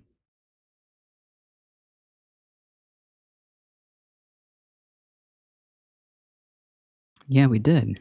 Huh. Hello, hello, hello. Can you hear me? Yeah. Alright, there we go. I was talking, but you couldn't hear me. There we go. No, now I can hear you. I think it was like on mute. It wasn't though, because I turned it on and off, thinking that maybe something was weird going on, but Maybe. I'm not sure. mute wasn't even on. I saw a little thing on your profile, little microphone, so I thought that that's what was going on. But no worries, we can hear you now. That's weird. I wonder if it got stuck on your end, but not on my end. I don't know. Discord has been known to do weird stuff like that, so let's just say it wouldn't surprise me. I know. It's almost magical, the stuff it does. Yeah, to be fair to Discord, okay? To give Discord a tiny break.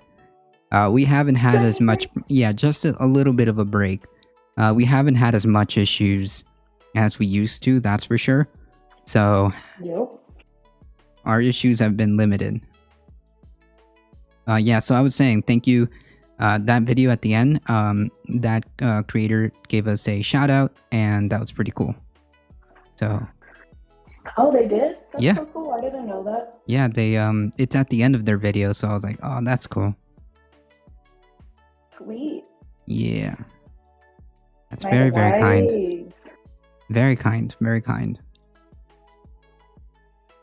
So, I am so disappointed that I ordered my new spice rack and spice jars for the kitchen, and the freaking spice jars showed up at the beginning, and the spice rack was supposed to be here Wednesday, and now it's being redelivered next week because it never came this week. And I'm just like, really? Well, I was so looking forward to doing my spices over the weekend this weekend. Well, here's the thing.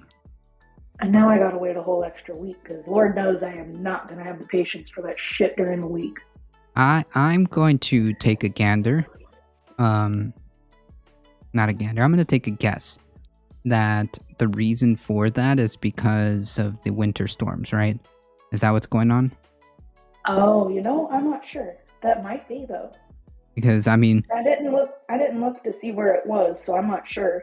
It could be because there's back-to-back winter storms that happened in the Northeast. So I don't know if that affected you or how's it been these last couple of weeks, I want to say. But from what I saw, it was pretty bad. Yeah, I can imagine. So that if it had been any colder here, it would have snowed here too. Yeah, so I don't know if that's causing delays across the board because, as these items get shipped, they may be stuck. So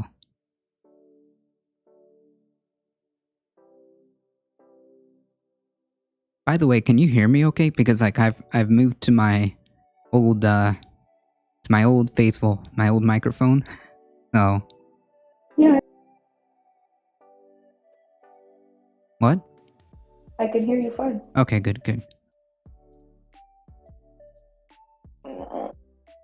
Benjamin P. Dixon show canceled on Friday because due to the storm outages. Yeah, right now there's hundreds of thousands of people without power.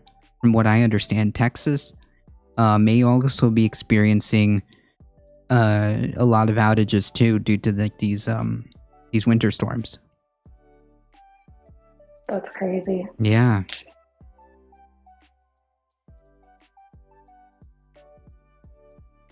Crazy.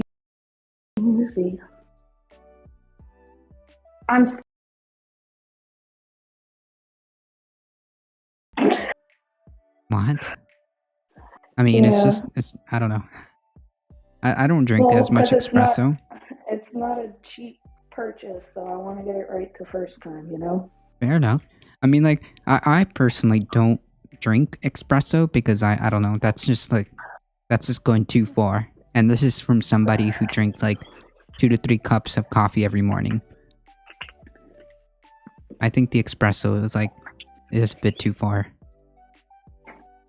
It depends on what kind of espresso you're having and what kind of drink. That's true too. But So, I'm used to that. So have you had a latte? Do you like lattes? Cappuccino? Americano? Oh, okay, yeah. Eco Raster Dragon just said get an Americano. Like, you know what an Americano is, right? No idea. It's espresso and water.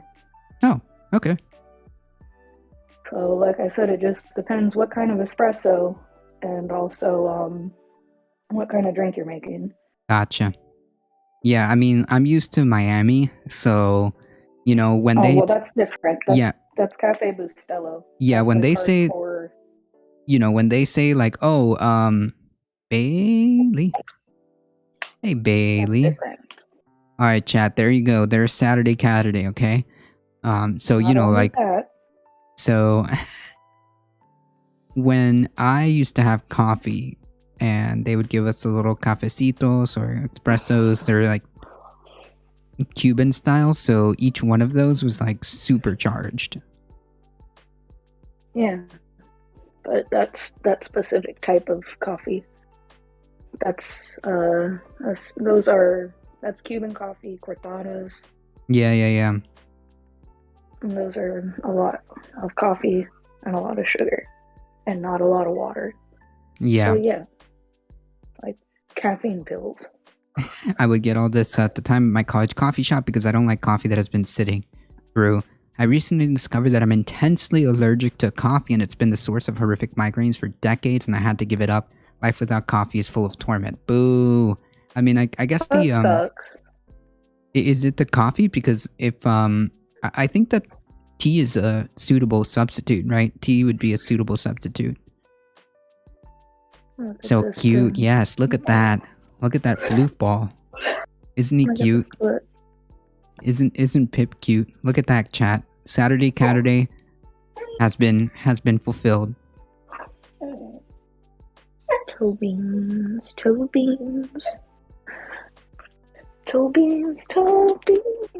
Oreo, you are awful. You rotten pup. That's so funny. Was so mean. Oreo's like, I don't care. I am not encouraging that behavior. I'm gonna ignore you. Horrible. Did you guys see that? Yeah, Oreo's like, what? Somebody right on top of him. Somebody's getting pets when I'm not? Oh, I'm gonna fix that real quick. So see, you couldn't hear it, but she crying the whole damn time. Oh, we could hear it. Oh, you could? Oh, I don't know. I could, definitely. Definitely I could. Oh, did I show you the egg basket I got, Ed? Show us. Nice. Cool. It's easy to wash, and it's got a little handle. That way, you know, he doesn't have to use a bread bag to carry the eggs up. Green tea, wimpy, but better than nothing. True. This is my little stress ball. When I have problems, I just bounce this ball until I calm down. Does Oreo steal it? No, I do not allow her to touch it because she would break it. Wow. It's like a racquetball. Yeah. That's exactly it. Yep. So I can't let her touch it. Alright guys, but I'm excited to... Dogs can like rip apart a tennis ball, so I could imagine what they would do to the racquetball. Racquetballs are different. Goodbye, Jenga set. Goodbye. We've had good times, but you're bad for my health. Yeah, among other things. Try Dandelion Tea. It's a form of roots, and dandelion is said to have a taste like coffee, so I can get it. I heard you can get it at Natural Food Place. Huh, that's interesting. Yes, I never knew about that. Grow it. Yes, or if you have the ability or space or capability to grow it, yeah. And this one came in a collectible tin. Nice. Instead of the shitty cardboard box that I had duct taped together because it was falling apart. Oh, that's so cool.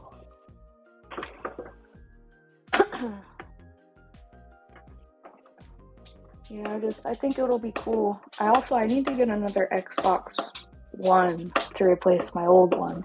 The old one's broken?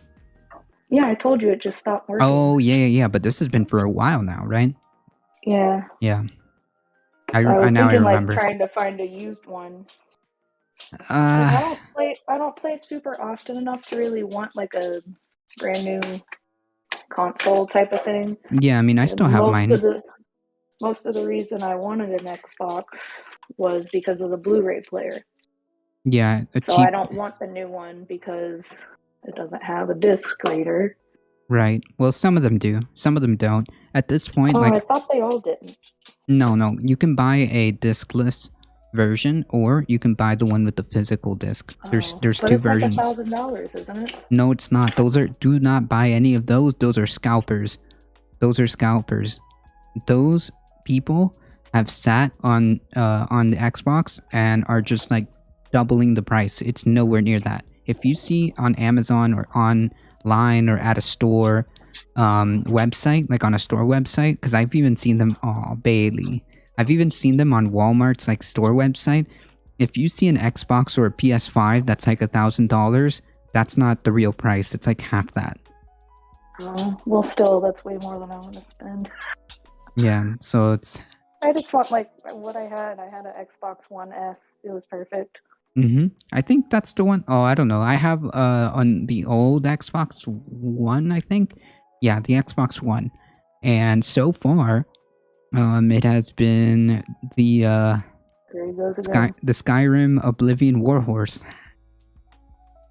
I'm actually immersed in a little-known diet called low histamine diet because many foods create excess histamines through digestion. The source of my headaches, histamine allergy. Ah, look at that.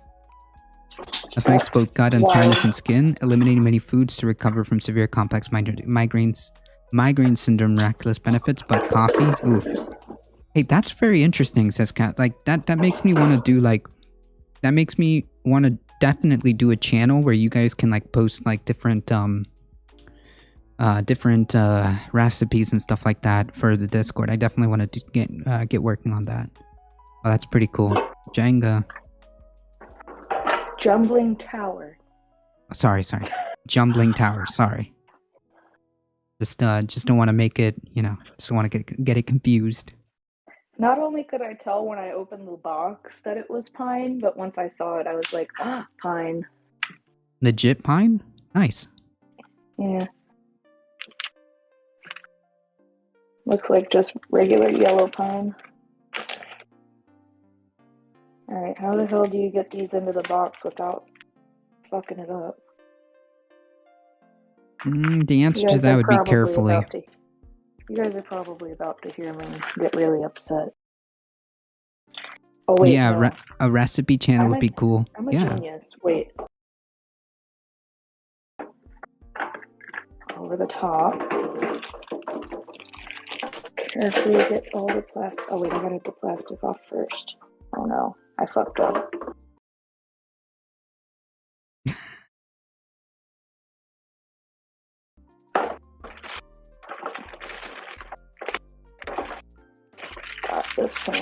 Got this down.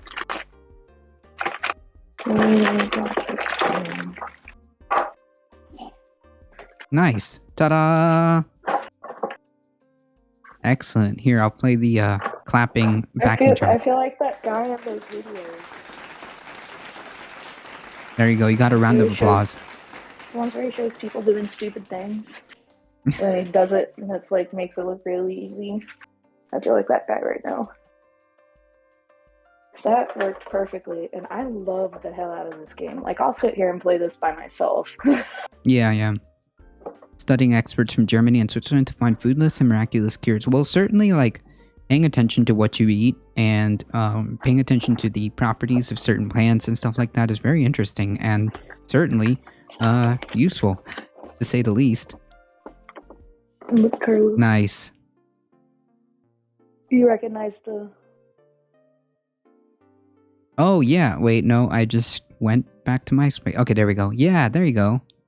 That's really cool. That's so interesting. You recognize that place. You know that place. Yeah, that's so interesting. I've thought of starting a channel just to help people get over migraines because of the decades I've been researching cures, but I would love to contribute to a channel instead. I'm not really a streamer. Well, you don't have to be a streamer. Like I said, I think that... That's something I would be interested in, because they've been an issue for me. Yeah, like I can open up a channel on the on the Discord, yeah, where you can post any like recipes or anything like that. I don't know if people, you know, maybe it could help somebody. I have a 6.5 decades of experience. An old hippie with new diet must maintain an open mind. Yeah, like I'm not opposed to the idea of like watching what you eat, and obviously certain foods have certain, or plants have certain effects. I mean, how else did we get aspirin? Aspirin was a plant. It was bark. Tree bark of a certain tree.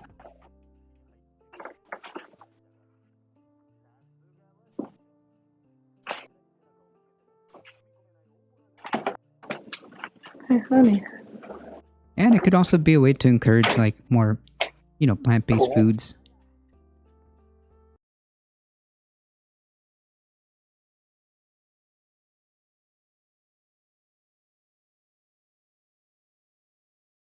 There we go. That's what it is. Willow tree. There we go. Willow tree bark. If you boil it or make it like a tea, it's like basically aspirin.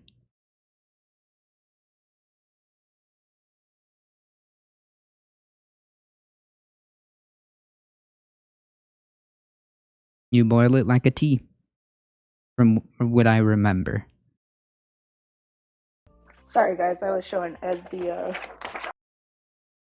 for the Monopoly game. Yeah, it looks pretty cool. Honestly, it really is. Do they sell that for like all areas, all small towns, or do you just have to be in your town? Dude, I don't know. Like, I've never seen before what, like, here they sell. Okay, so you know how we have Jeep Fest every year? Yeah. You can go to Walmart and there's all kinds of Jeep t-shirts related to Jeep Fest.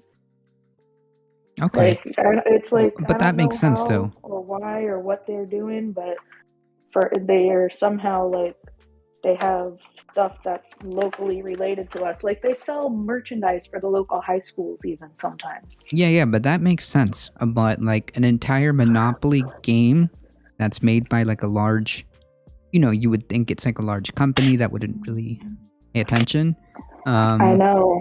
And that's there was different. Also one, there was a Georgia Bulldogs one, there was the one for my town, and there was also the Moonshine-opoly.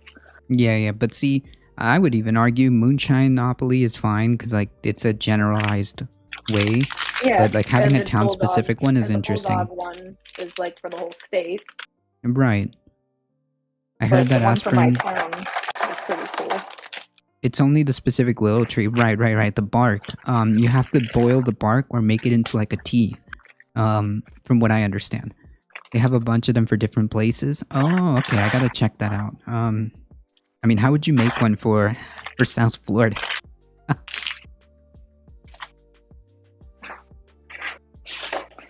There's just so many places. Go ahead and move. There's just so many places here. Like the Monopoly board would be huge. How would you even do it here? I don't know. I don't know. Would it be a specific one for each city? Oh, you have to Google Monopoly City. Okay. Oh, so is it something that they do for every city? I don't know. Let me see. Monopoly City.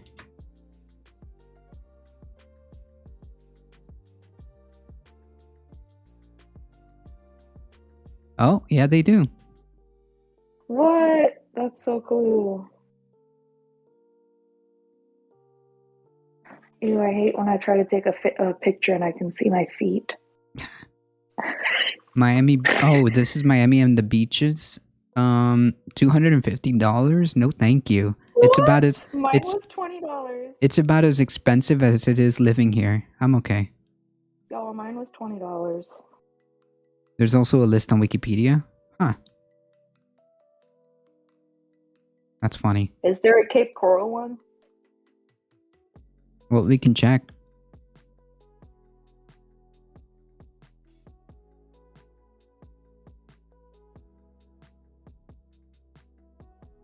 The salicin in willow bark converts to salicin acid. Someone believes that this makes it gentler on your stomach than lab-created aspirin. I wish I could share a photo of my 25-pound cat. What? That's massive. He's watching you. That's so cute. Well, hello, friend. You can always share cats on the pets channel in the Discord. Yes. Pet channel. Yep, there's a pet channel. No, I don't think this one. What is it? Cape Coral? Cape Coral. Yeah.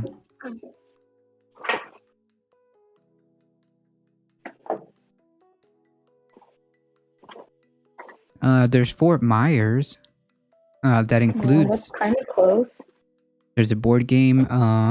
It includes Cape Coral, so I guess kind of in the Fort Myers edition.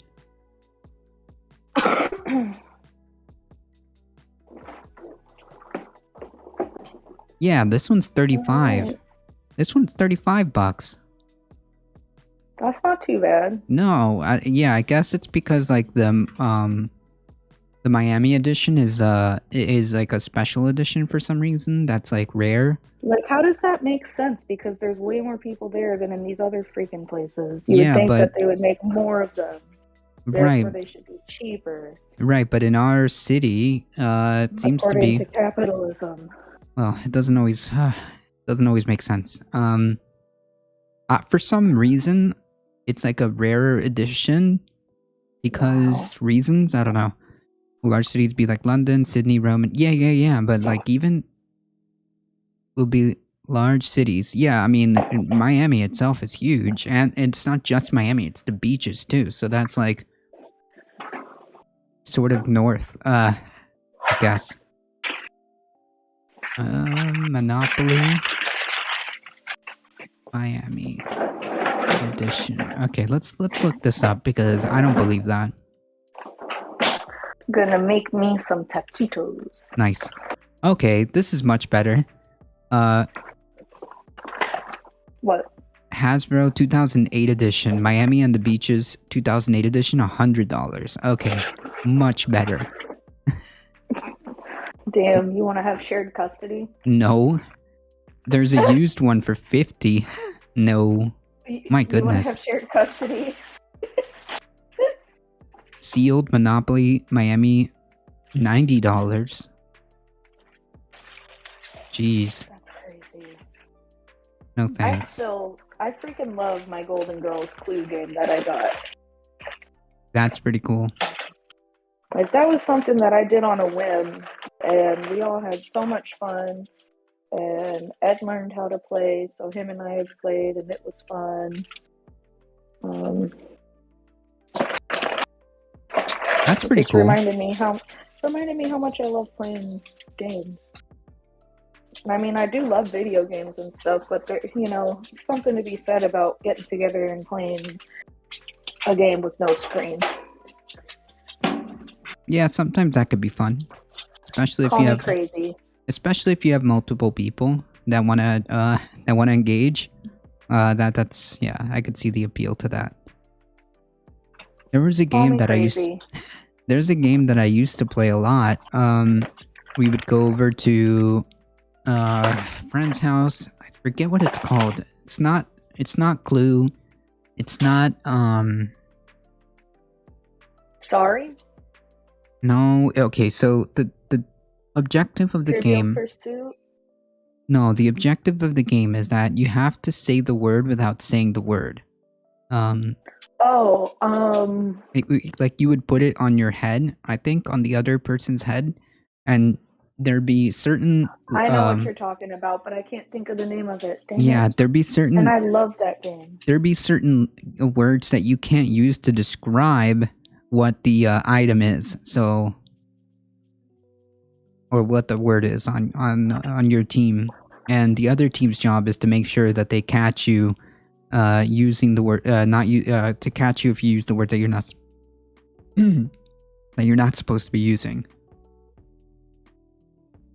No, not buzzword. Not buzzword. I'll think about it. Hold on. Actually, let me just confer the power of the... So to really throw you back, Carlos. Oh, nice. Nice. It was something I saw for like $1.99 somewhere, and I was like, I used to love playing that game. And I've kind of got to where I collect decks of cards too. But I also have just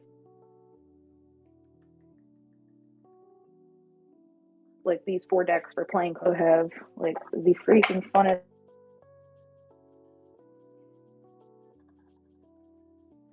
party game to play with your favorite. You're breaking up a little bit there. Can you see? Yep. I don't know if you've ever played this game, but we usually play it with dollar bills. You can play it with the chips that it comes with. Mm-hmm. But basically, you roll the dice, and you either get left, right, or center. And if you get left, you give $1 to the left. If you get right, you give $1 to the right. If you get center, you put $1 in the pot. If you get the little dot, then you get to keep $1. Gotcha. So it's like the quickest game of poker. Sort of, and it's kind of interesting. So we all start with $3, right? Because there's 3 dice. Yeah. So we start with $3, or if you use the chips, 3 chips. If the last person to have money is the winner. And as you lose money, say you only have $1, you only get to roll 1 dice. Because you can't bet with money you don't have. Right. So it's actually really fun. The game is the regular game is like $5 or $6. Mm-hmm. I got this wild version of it, which is supposedly like a little bit more difficult version. Yeah. It was $1 more, and it came in this cool tin. So Gotcha. We'll have to try this when I go down to Florida. Oh, I haven't actually tried it yet. Yeah, I figured it out. It's Taboo. The Taboo? game. Yes, chat. The game that we were talking, that I was thinking about was Taboo. Yes, I love that game. Man, I need a little jar to put my ball and jacks in. I think Kitty's here. Akita, come here. Oh, is she sneaking up on you, Carlos? I heard the door open, so I think she was trying to get in. Akita. Kitty.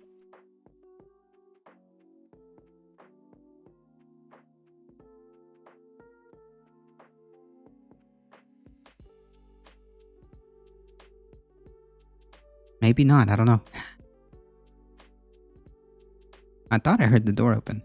Aha! Yes, that was it, Ashley Bean. It was Taboo. That's it.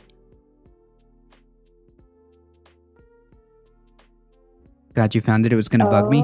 Yeah, I just had to describe it, and yeah, I got it. Oh, this is cool. So the difference between this and the regular game is that if you roll a wild, you get to take a chip or $1 from somebody. Anybody you choose. Huh. So it just adds a little. Oh, I think we lost you. But what the heck? Oh, there we go. Wait, you're back. Why do you keep losing me? I'm on Wi-Fi. I don't know. It like froze for, I would say, about 5 seconds. I give up. It's okay. It just froze for like 5 seconds. For a second there, I thought we were gonna lose you, but no, we're good. Okay. Good. I hope so. Yeah. Today, in just a few moments, I'm gonna go out and I'm gonna transplant, repot my Meyer lemon tree that currently has let's say 6 off the top of my head, 6 little lemons that are growing. They're like this tiny, and I'm super excited because that looks really cool. And hopefully you don't kill the fruit. Yeah. You're not supposed to transplant a tree when it's fruiting. Really? Okay, I'll leave it alone then. Are you never talking about transplanting or planting? like Because there's a difference. Is it in a pot and you're gonna put it in the ground? No, so I'm gonna take it out of its plastic Home Depot pot and put it in a regular pot, normal pot, which would be considered That repotting. should be okay.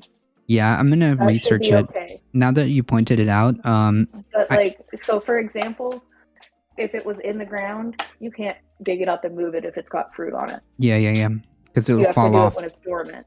Yeah, So if it's just in a pot and you're just going to gently break it free from the sides of the pot and pick it up and place it in a bigger pot, it should be okay. it should be like my first instinct was to wait, but I think that like it should be okay. I'm gonna do a little bit more research. There's a group on Facebook that's called South Florida Gardening, and they always post a lot of good tips. So I'm gonna check that out, and I'm also gonna check a couple of sites. And before I do that, because now that you brought it up, I do not want to lose the fruits that are going to happen.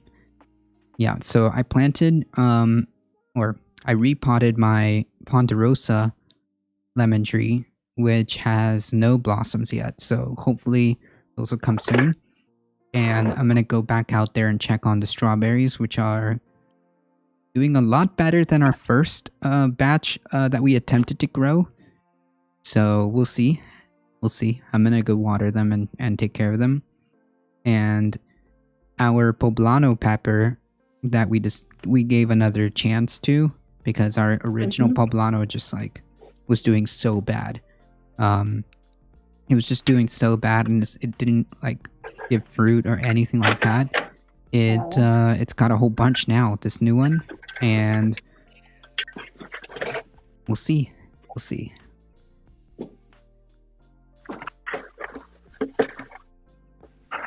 I'm super excited. The Meyer lemons that are blossoming are really exciting. I also learned that the Ponderosa ones are ever-bearing, so I think they're...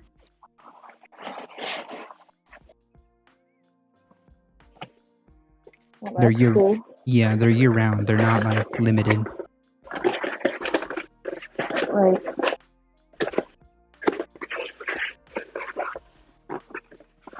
The other day I was going to Home Depot, and they were selling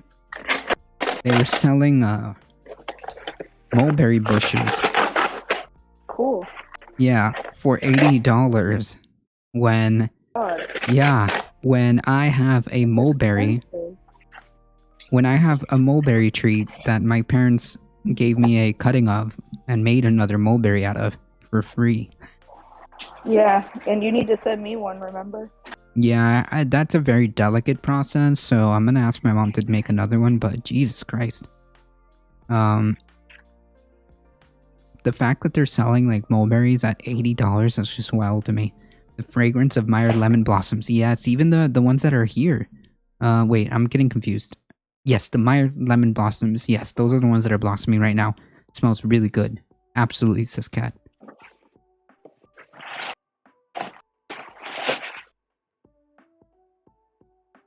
Absolutely.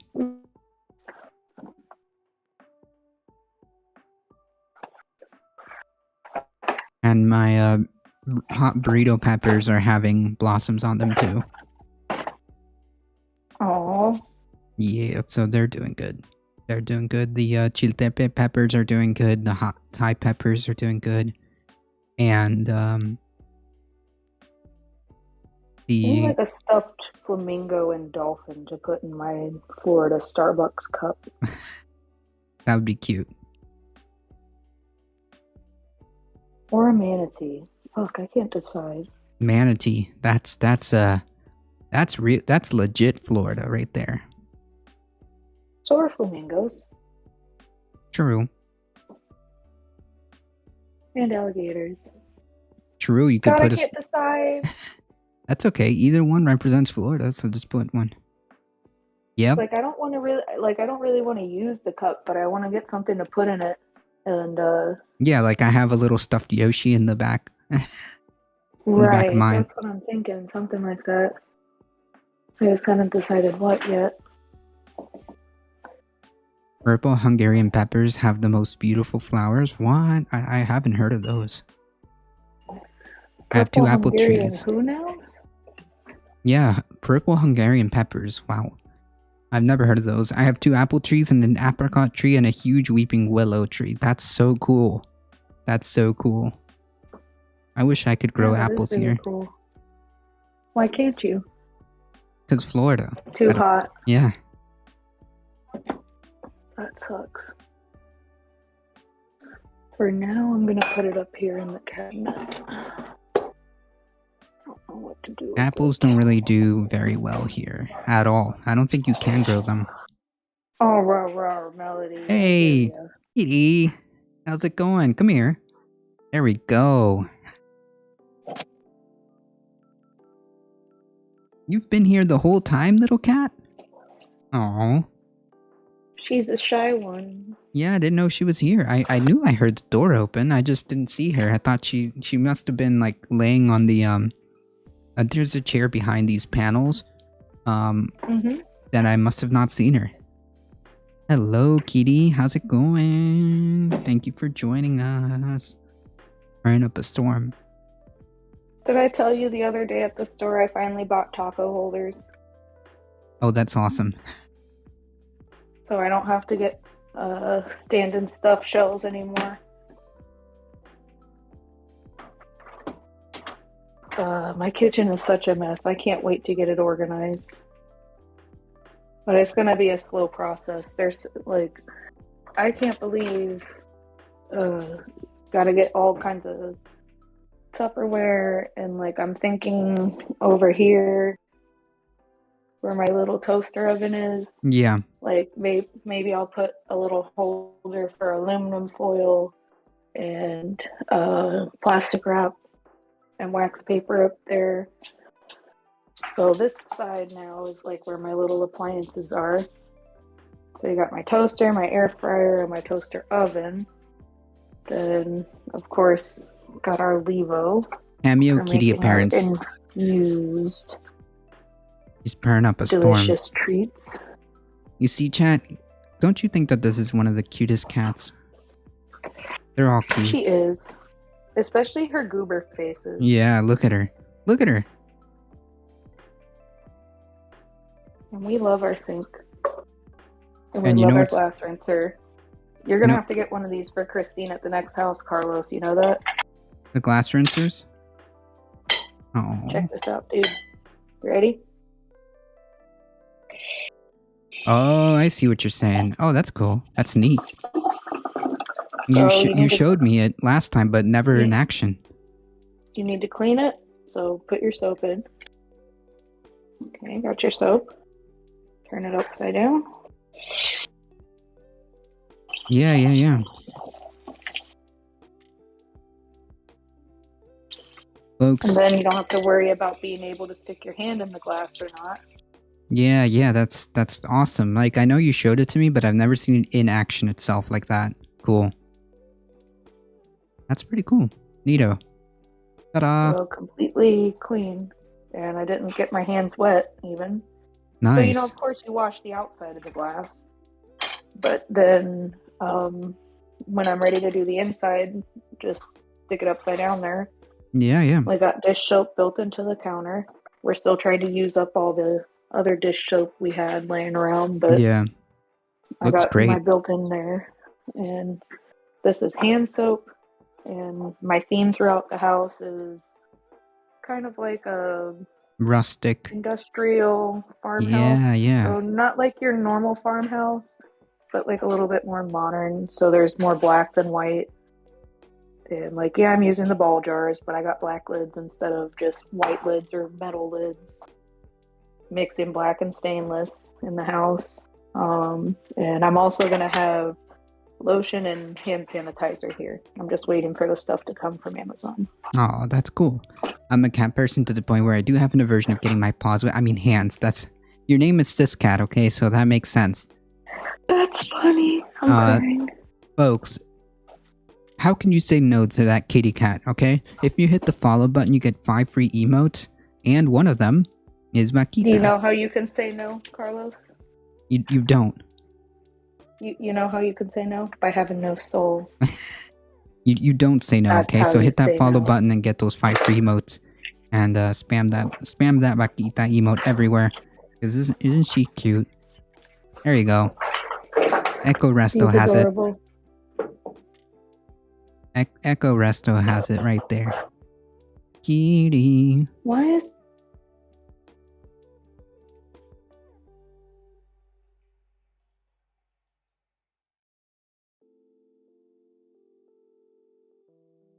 on my table? Freaky. I'm trying to clean up in here a little bit. It's such a mess. She's like Yo, chewing I on am my so on my excited to headphone try cable. out that, What? board game. Yay, fellow emotes. Hey, Skiddadeer, how's it going? There we go. Spam that Makita emote. She's chewing on my Spam. She's chewing on my headphone cable. Jesus. Why are you like this, cat?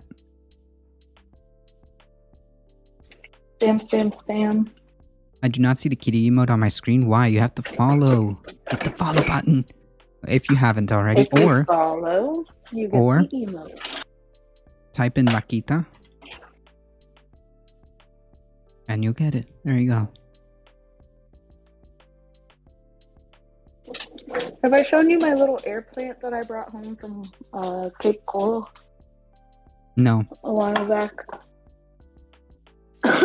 You've probably seen it when you were here, Maybe. but chat didn't, so I got this little guy. Here, let me turn Oh, the that's light cool. on.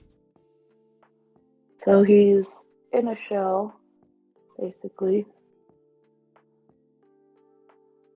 And it's 3 air plants attached to this beautiful freaking shell. And this one has grown so much, as you can see. It was short when I got it. The other 2 really haven't grown very much.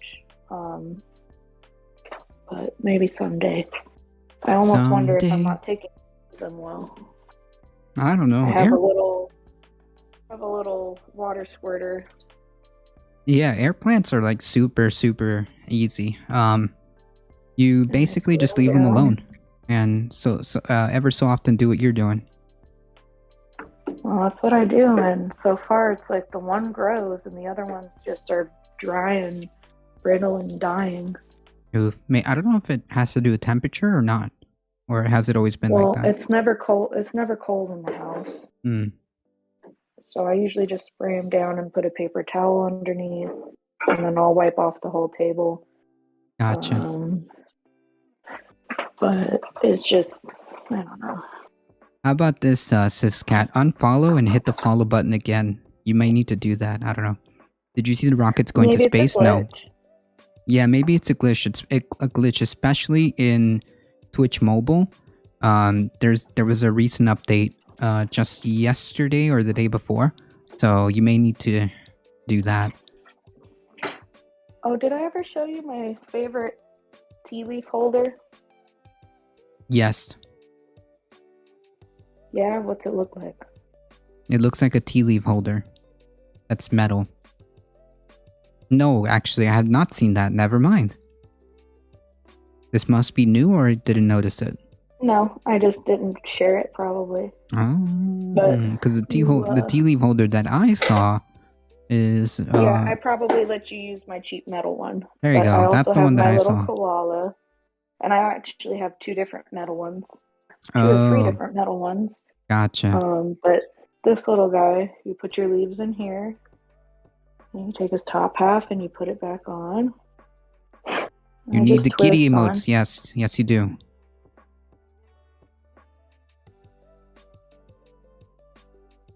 There you go. Yeah, I am. I do follow and sub. Thank you. But here's the neat part.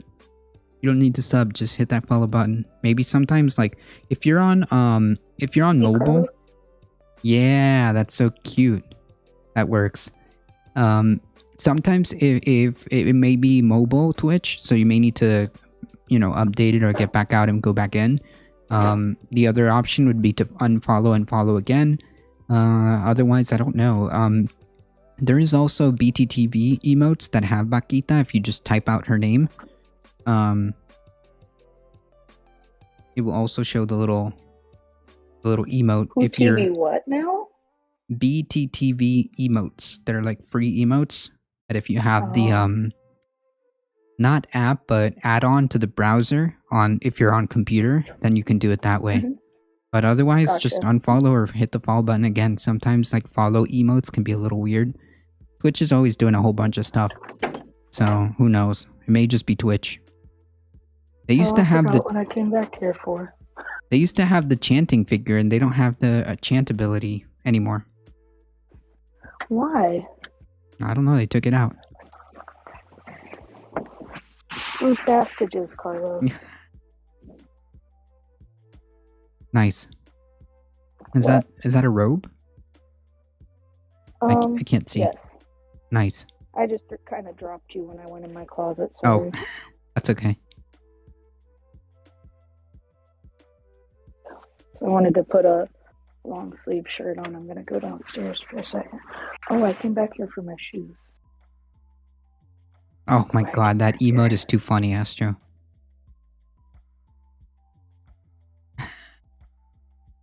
That's too funny.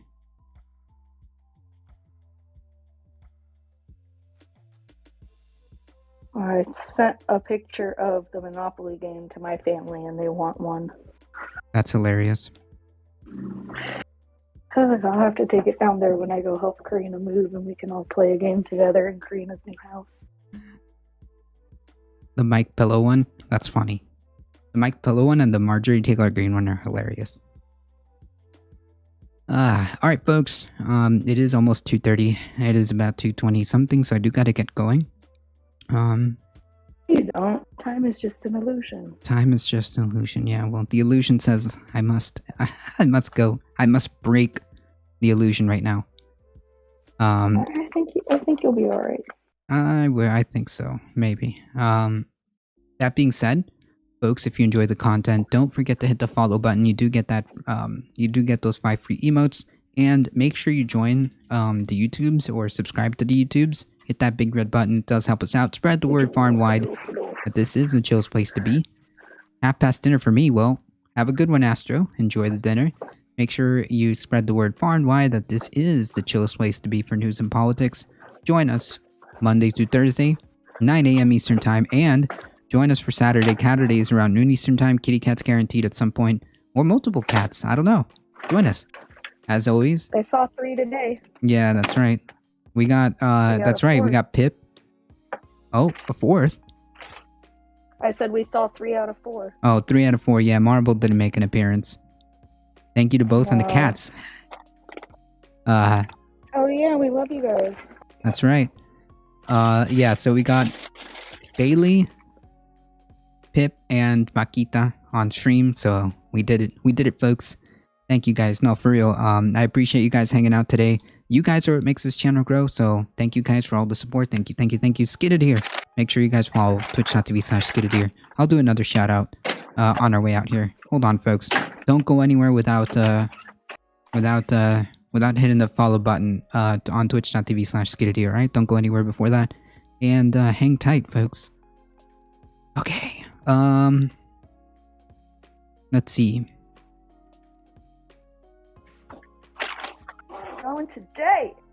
Not hyper at all. James from the internet. Let's just hang out over there. Super Gamma Game Show Saturday. All right, let's do it. We're heading out, folks. Hang tight, hang tight, hang tight, hang tight. Don't forget, please stay safe. Please take care of each other. We love y'all, and we hope to see you guys in the next one. See ya. Holy yikes, was that actually in sync? All right, hang tight, folks. We're heading out. I don't believe it. Yikes, Carlos. I don't believe it. That was actually in sync. Good I'm gonna meme. Cry. You did not just say holy yikes. Good memes. I don't know